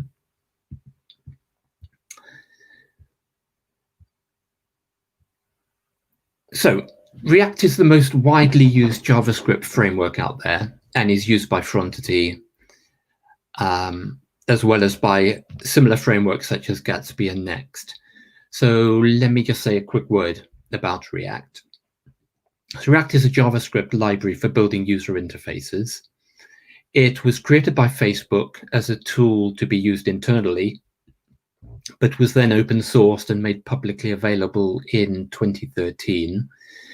It was designed to make front-end development with JavaScript quicker and easier. And it manages to do this because it's component-based. You create layouts using combinations of components. A component is an encapsulated reusable function. So you use simpler components to create a more complex UI in a hierarchical fashion. And there are literally thousands of React components available that you can use with Frontity or with Next or Gatsby or whichever framework you're choosing. I think at the last count, there was something like 120,000 React components on npm.js. React uses a virtual DOM because manipulating the DOM is slow, whereas manipulating a virtual DOM is much faster. The virtual DOM is like a copy of the actual DOM, and React takes a snapshot of it just before or whenever any change is made either through a user interaction or through a data change, React takes a snapshot of the DOM into the virtual DOM before the change, then makes a change to the and then compares the new virtual DOM with the snapshot of the virtual DOM, and then only makes the needed changes to the DOM based on the difference between the two.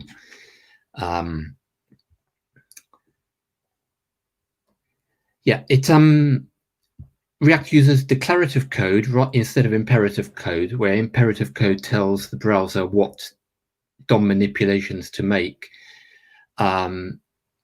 So that's fine for small or simple projects, but as a project grows, so does the number of connections between components. And so declarative code works much better on larger projects. So that leads to a better developer experience, because you say what needs to happen rather than how it should happen. So there's no need to actually code the DOM manipulations. React figures out the DOM manipulations and figures out the minimum number of DOM manipulations that it needs to do based on the snapshot in the virtual DOM. React also uses JSX, which is a syntax extension to JavaScript. It's like a template language, but with the full power of JavaScript. And it enables you to embed JavaScript in markup, which is useful for things like CSS in JavaScript, which is something I'm going to demonstrate a little later on. Recent versions of React have hooks, which are pieces of logic that can be reused between components. You have a single code base instead of PHP on the server and JavaScript on the client. You have JavaScript both on the client and on the server. And in the case of Frontity, it's the same code runs on both the server and the client. So there's less code to maintain. And it's very widely used. As I'm sure you already know, Gutenberg is written in React, and React is pretty ubiquitous and widely used in the world of front-end development. So as you can see, there's obviously a lot of complexity here. That is a node server, server-side rendering, React, WordPress REST API, etc., etc., which potentially means more effort is needed to develop a site in this way, and also means that more knowledge is required on the developer's part. And that's where Frontity comes to the rescue. So Frontity bills itself as the React framework for WordPress. It's open source and free to use. Frontity's been developed over several years as a framework for big publishers before it was released as open source. It was released as open source just over a year ago, at the same time as WordCamp Europe 2019 in Berlin. So it's fully battle tested. It's 100% focused on WordPress, and it's opinionated. So what does that mean?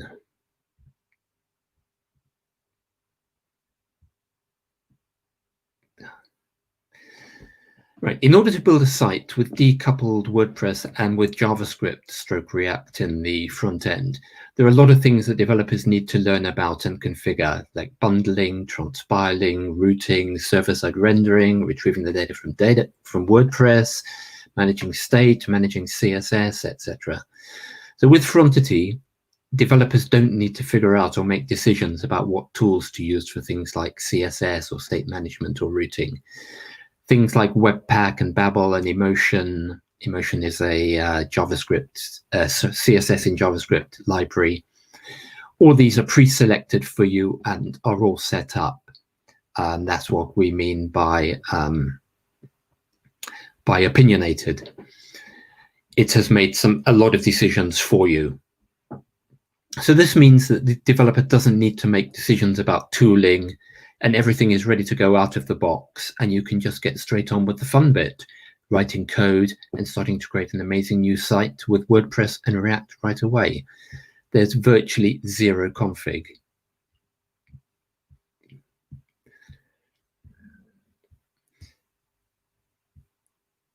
So let's talk about Frontity's features.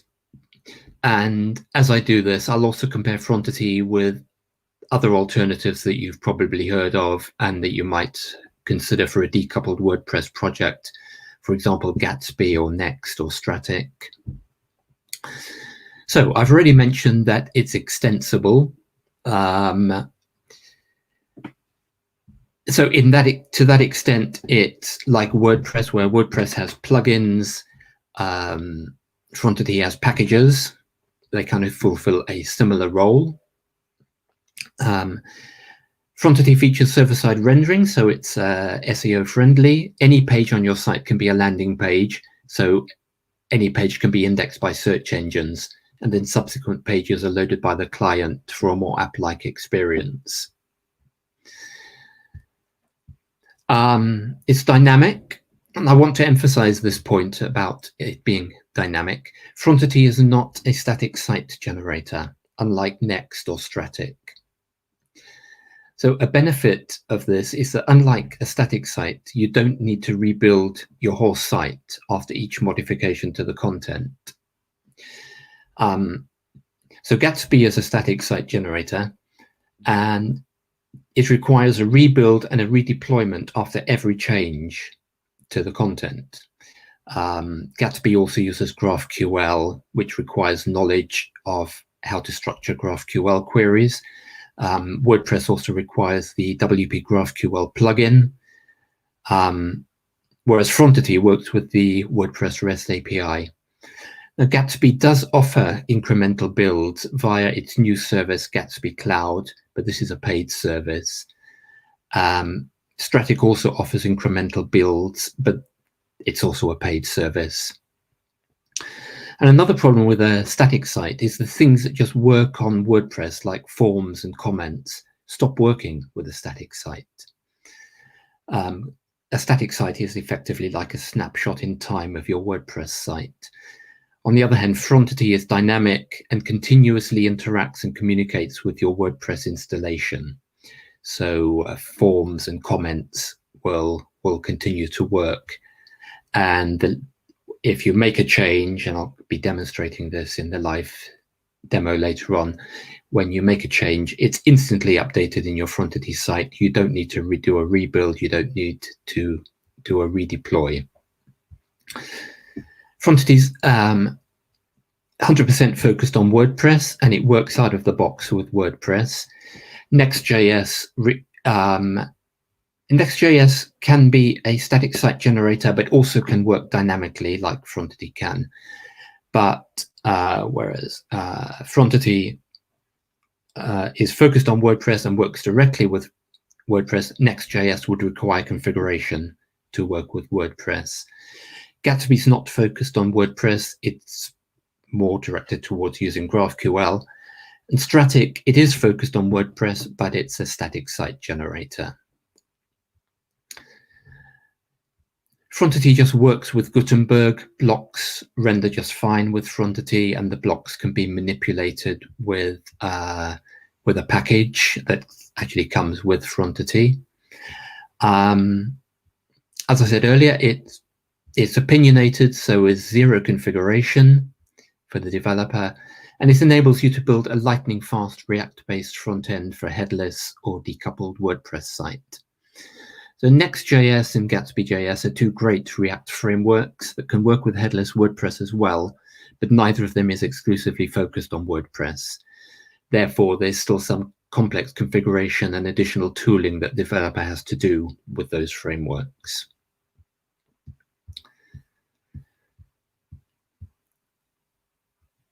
So, in short, Frontity can be considered as an alternative rendering engine for WordPress, as opposed to traditional WordPress themes that generate HTML using PHP template files.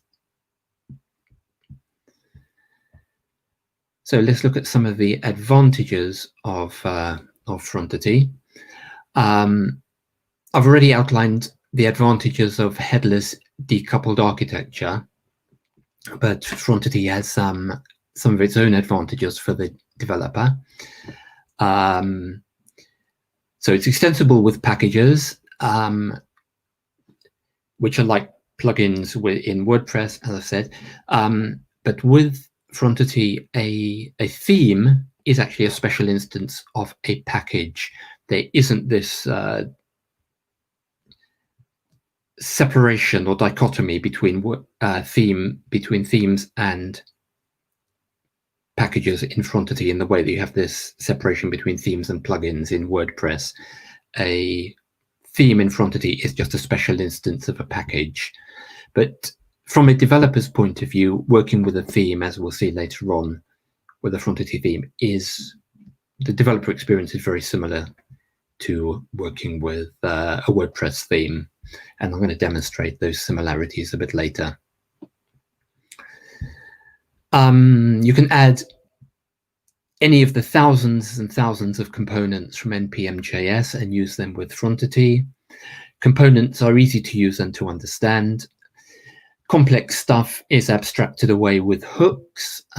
We have in beta an infinite scroll package which uses hooks, and hopefully that'll be coming quite soon.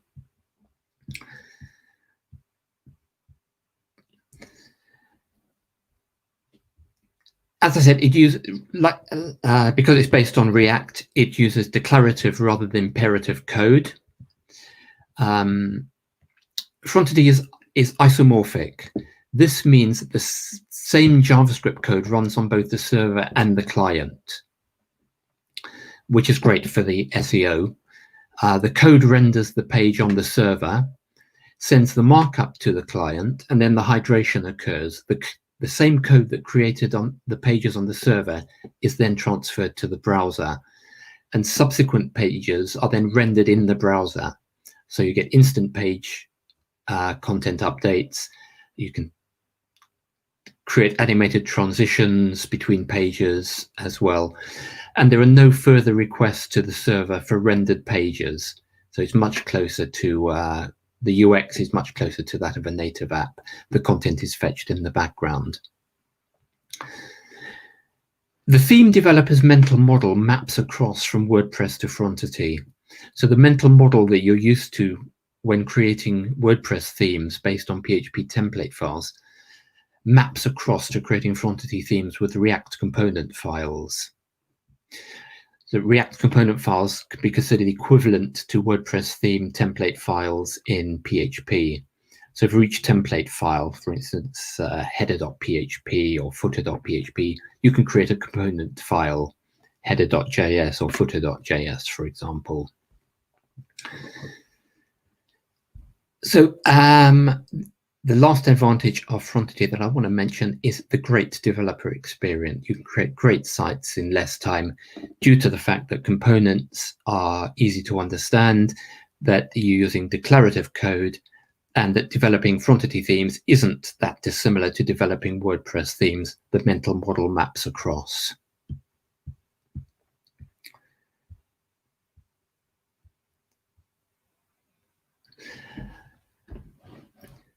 But it's not all unicorns and rainbows. Some of the disadvantages are you need two servers.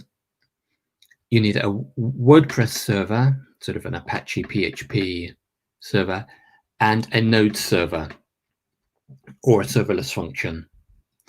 There's no post or page preview when you're editing your content, and you can't see the toolbar when visiting the site when you're logged in.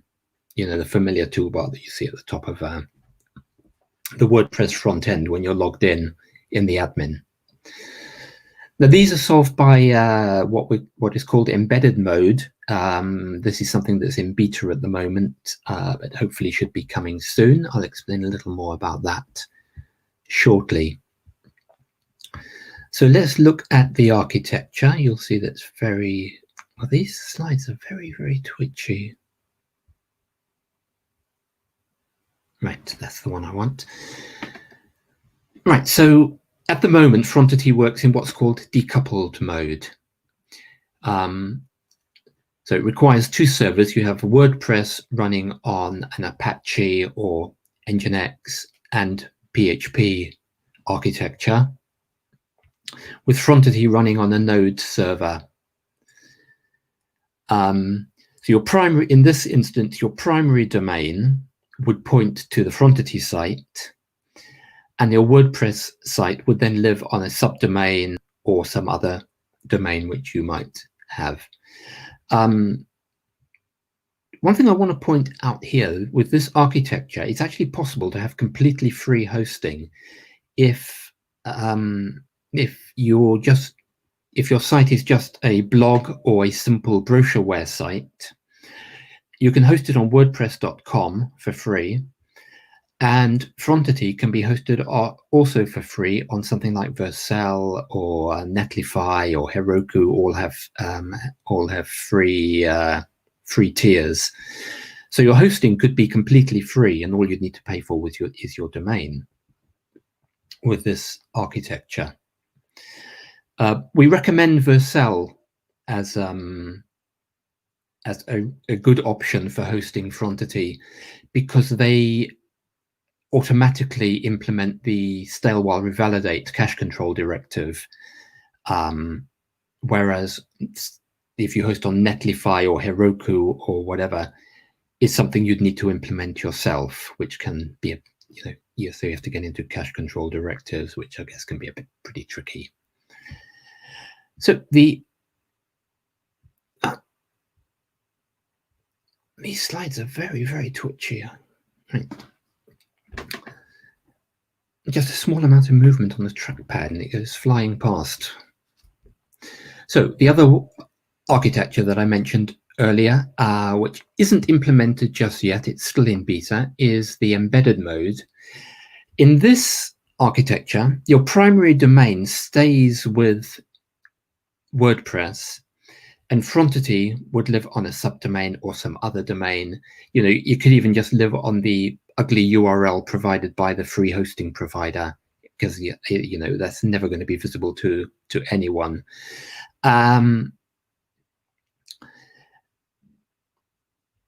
This architecture solves most of the problems I mentioned earlier. With this architecture, you can still get the page or post preview while you're editing it. You get the toolbar in the front end if you're logged into the back end. It doesn't solve the two server problem. You still need two servers, a Node server and a WordPress server, but it solves the other two problems. You're going to need a plugin. There'll be a Frontity plugin available, which you install in WordPress, and then this architecture hopefully will all just work. Okay, so that's all the theoretical stuff out of the way. So let's get our hands dirty and look at a practical example and see how easy it is to work with Frontity. So it's simple to get Frontity installed. npx Frontity create, and then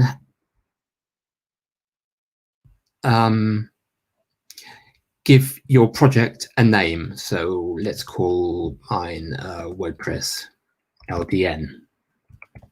Yeah. What npx does is, you may well be familiar with npm. npx is it's not quite remote execution, but it doesn't install anything in your computer. It kind of fetches the package into local memory, executes it, and then removes itself afterwards. So you don't need to install anything into your project. You don't need to install anything globally into npm. Yeah, so the first thing you asked for is to pick a starter theme. You've got two to choose from, Mars theme or 2020, which is a clone of the WordPress 2020 theme. If it's your first time working with Frontity, I suggest you choose Mars theme. It's kind of a starter theme along the lines of underscores, if you've worked with underscores to develop a WordPress theme. So then it goes through the install process, which takes I don't know, around 45 seconds to a minute. I suppose it depends on the hardware and your internet connection. So we'll just wait while that happens. And the next thing you're asked for is whether you want to subscribe to the mailing list. I'm already subscribed, so I'm going to say no. You, of course, should say yes if you're not already subscribed. And then you're returned to the command prompt. So I'm going to cd into my project directory. And that's what we see. And now if I type npx quantity dev to run a dev server,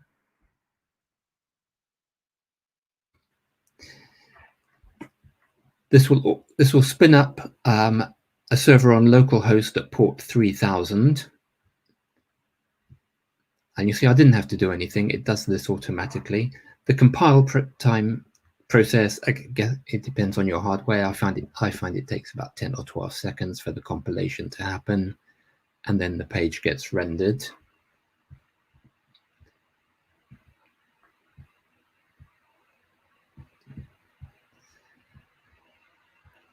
And this is what you see. This is some demo content that that Frontity provides. So this is an actual Frontity site running, and you see if I click one of the links,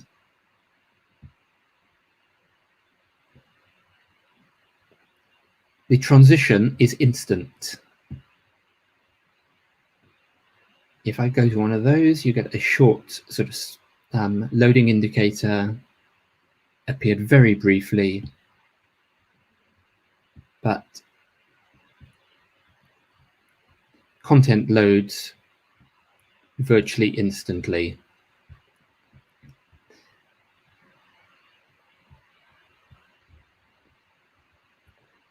So you can, right, so having done that, what I'm going to do is I'm going to open the project now in Visual Studio Code. It was, what did I call it? WPLDN, didn't I? So it'll be way down the bottom there. So let's open that.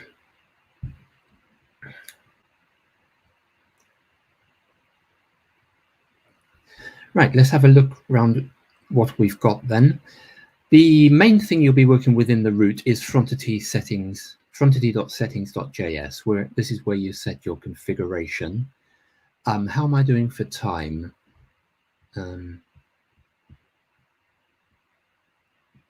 I only have 5 minutes left.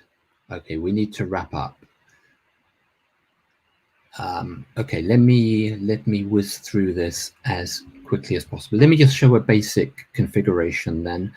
Okay, I won't do that. What I'll do is I'll just show you the setup of of a Frontity project. So the frontity.settings.js is where you configure the settings of your site. This is where you would put the URL of your WordPress site. You can set up the menu. You'll see that pretty much maps across to this. Where you will mostly work is in the packages Mars theme. You have got an index.js, which is your root component. And then in the components folder is if you're used to working with WordPress themes, you'll see some of this should look not too unfamiliar. You've got a header.js, you've got a post.js, nav and menu. You've got list, which is your post list, and so on. So you see what I mean about the sort of the mental model of working with a WordPress theme maps across to working with a Frontity theme. I clearly don't have enough time to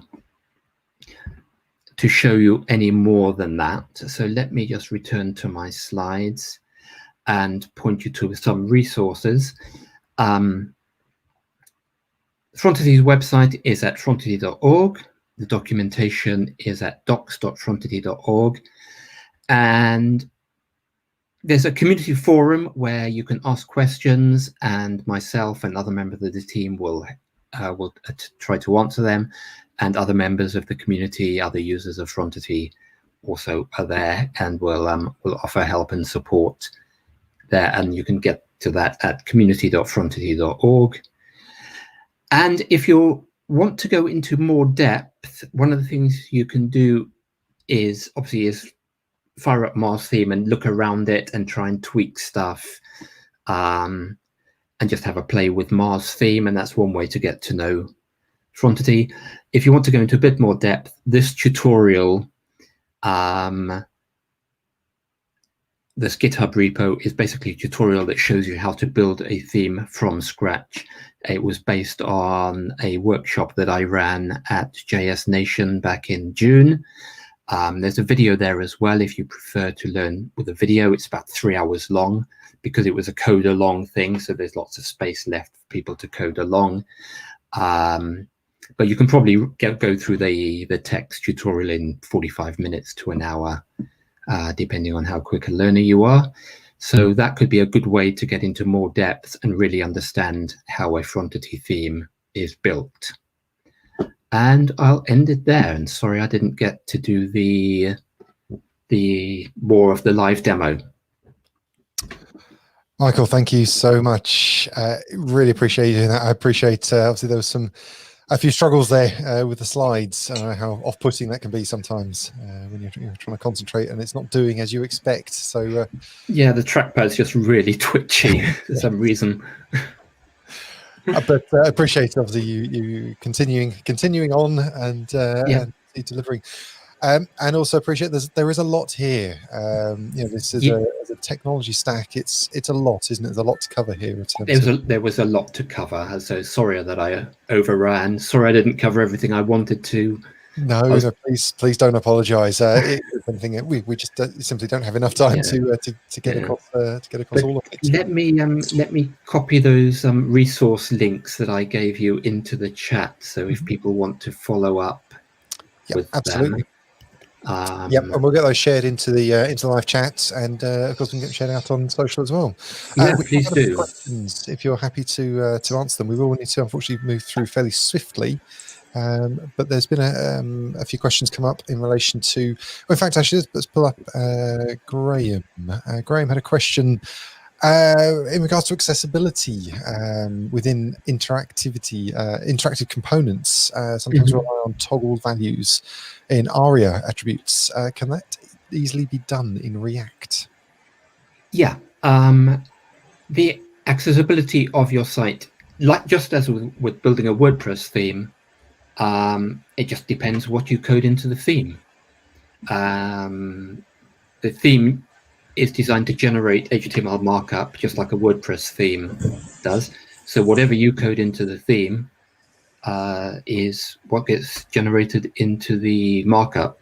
So you can make it as accessible or inaccessible as as the developer is inclined to. Okay. But yeah, I mean there's no limit to the amount of accessibility you can code in. At the end of the day, it's HTML that's generated. Excellent. Okay. Elliot on YouTube has brought up an issue. Says so many layers of tech to choose from. It's difficult to know which ones to choose. I think this kind of harps a little bit back to what we were talking about earlier with Matt Mullen's comments around Jamstack generally. I don't, it certainly isn't a specific thing to Frontity, but I thought it'd be interesting just to bring up this issue and discuss. I mean, just in this sort of headless space, there's there's Frontity, there's Next, there's Gatsby, there's Static, and then there's the dynamic architecture that Frontity has. There's the static site generators like Static and Gatsby. Yeah, I mean, I think you just have to kind of do the due diligence on your project, do the analysis of your project, and choose the technologies that are appropriate for the needs of your project. Absolutely, yes. I think that's a really interesting point on it, Michael, and that was the point that was brought up by some. We are almost going back to the Wild West in this respect, because you covered and you talked about many different platforms, many different architectures out there. There isn't a solid, this is the way forward, you either use this one or this one. Is there anything that you've seen where you've seen ones disappear and there's ones that you think are gonna that really stand out? I mean, obviously the ones you've heard of, like Gatsby and Next, they're good. They're solid options. You're not going to go far wrong by choosing them. But if you want to build if your project requires a React, or you're looking to build a React front end, whether it's to get that kind of app-like UX, or whether it's just for the developer experience, you've got a good React developer on your team, and React is a great way of, once you know React, it's a great way of developing JavaScript powered sites really quickly. Once you've kind of got, so if you want that and you want WordPress, and there's good reasons to stick with WordPress, especially if you've got a lot of content in WordPress, or your content editors are already very familiar with the WordPress admin, there's no good reason to change from WordPress. Keep WordPress as a CMS. And then Frontity is the sort of raison d'etre for, excuse my French, there. I don't really speak French, but there isn't really an English equivalent. So, the reason for the existence of Frontity is to make that link between WordPress and React. So if you want a React front end and a WordPress back end, then Frontity fills that niche. I mean, you can use Gatsby, but you'd need to put WP GraphQL plugin in WordPress. You'd need to write all your GraphQL queries. You can do it with Next.js, but you'd need to configure Next.js to talk to the WordPress REST API, whereas you get all that out of the box with Frontity. Mm-hmm. I think it's certainly a really, really interesting space, isn't it? This, where are we going?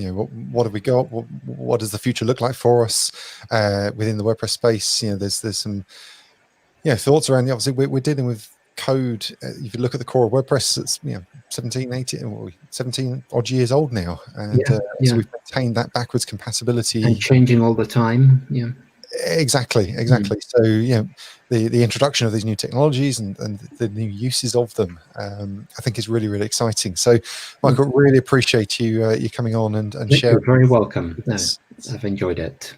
Thank you.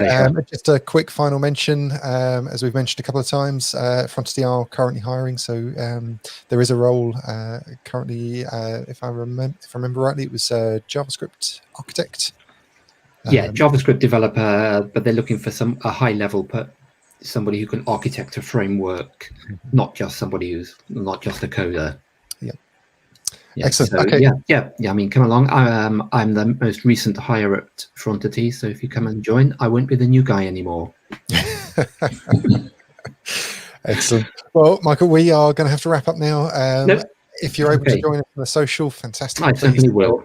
There were certainly some other questions that unfortunately we haven't had time to cover off, but certainly it'd be good to keep the conversation going around these technologies and the use of it within the WordPress space.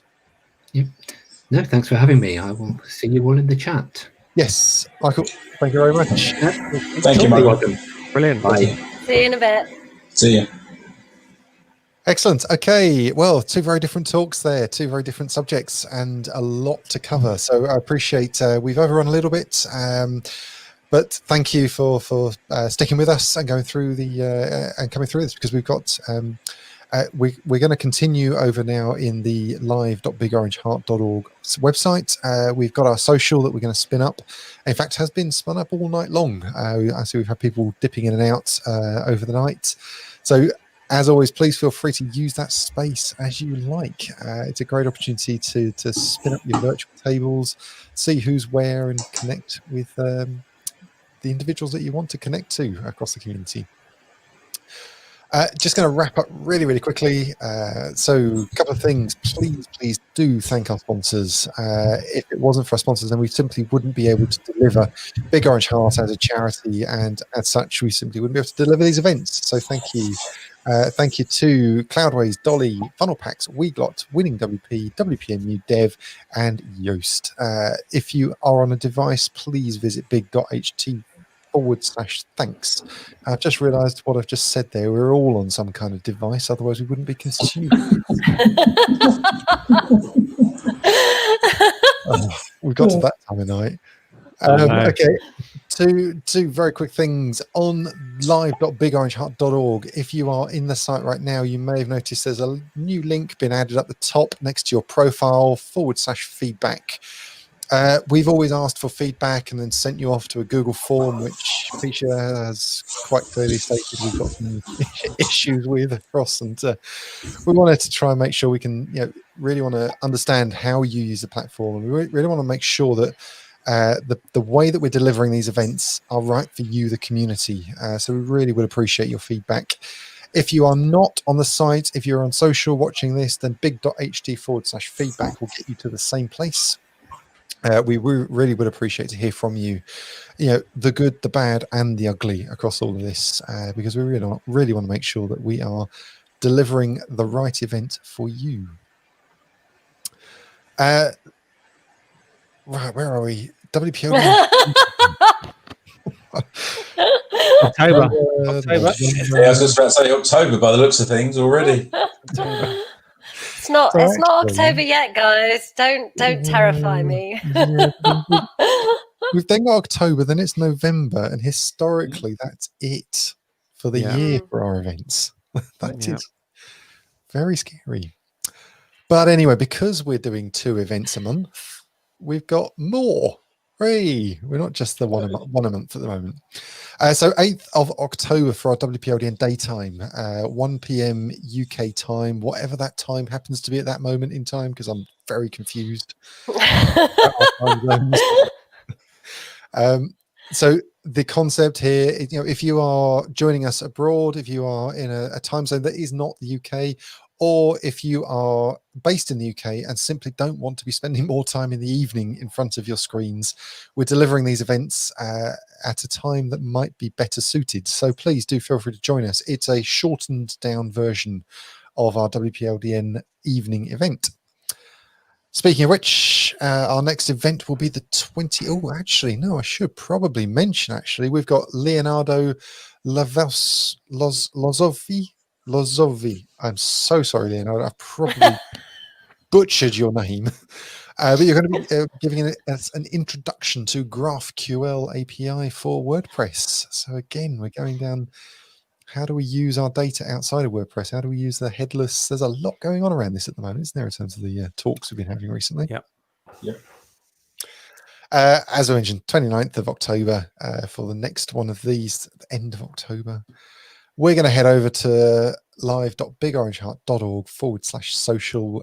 If you're in the site, you've got the link at the top of your screen.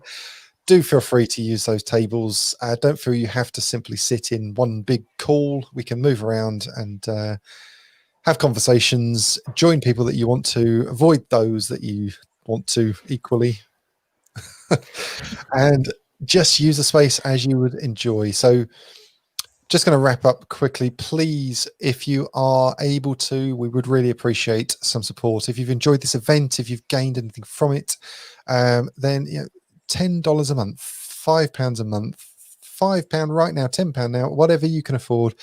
We would really appreciate. Every single penny goes directly into delivering wellbeing and mental health support into the remote working communities. So we would be very grateful. I have nothing left other than to say a big thank you to my co-hosts Diane, Leo, and Paul. Thank you very much all for your time this evening. Thank you, Dan. Thank you, Dan. You're very welcome. Do we finish there? We do. I think we do. We'll see you in the social, I think is what we say. That's it. And, We need it. Into the social for pizza and beer, everybody. If you Yeah, have pizza and pizza and beer. You're right. we'll see you there for Oh that. dear, we've got no Yeah. pizza. Okay. Okay, excellent. We will thank you all very much for joining us. And yeah, we shall see you next time. Take care all. See you. Right. Bye.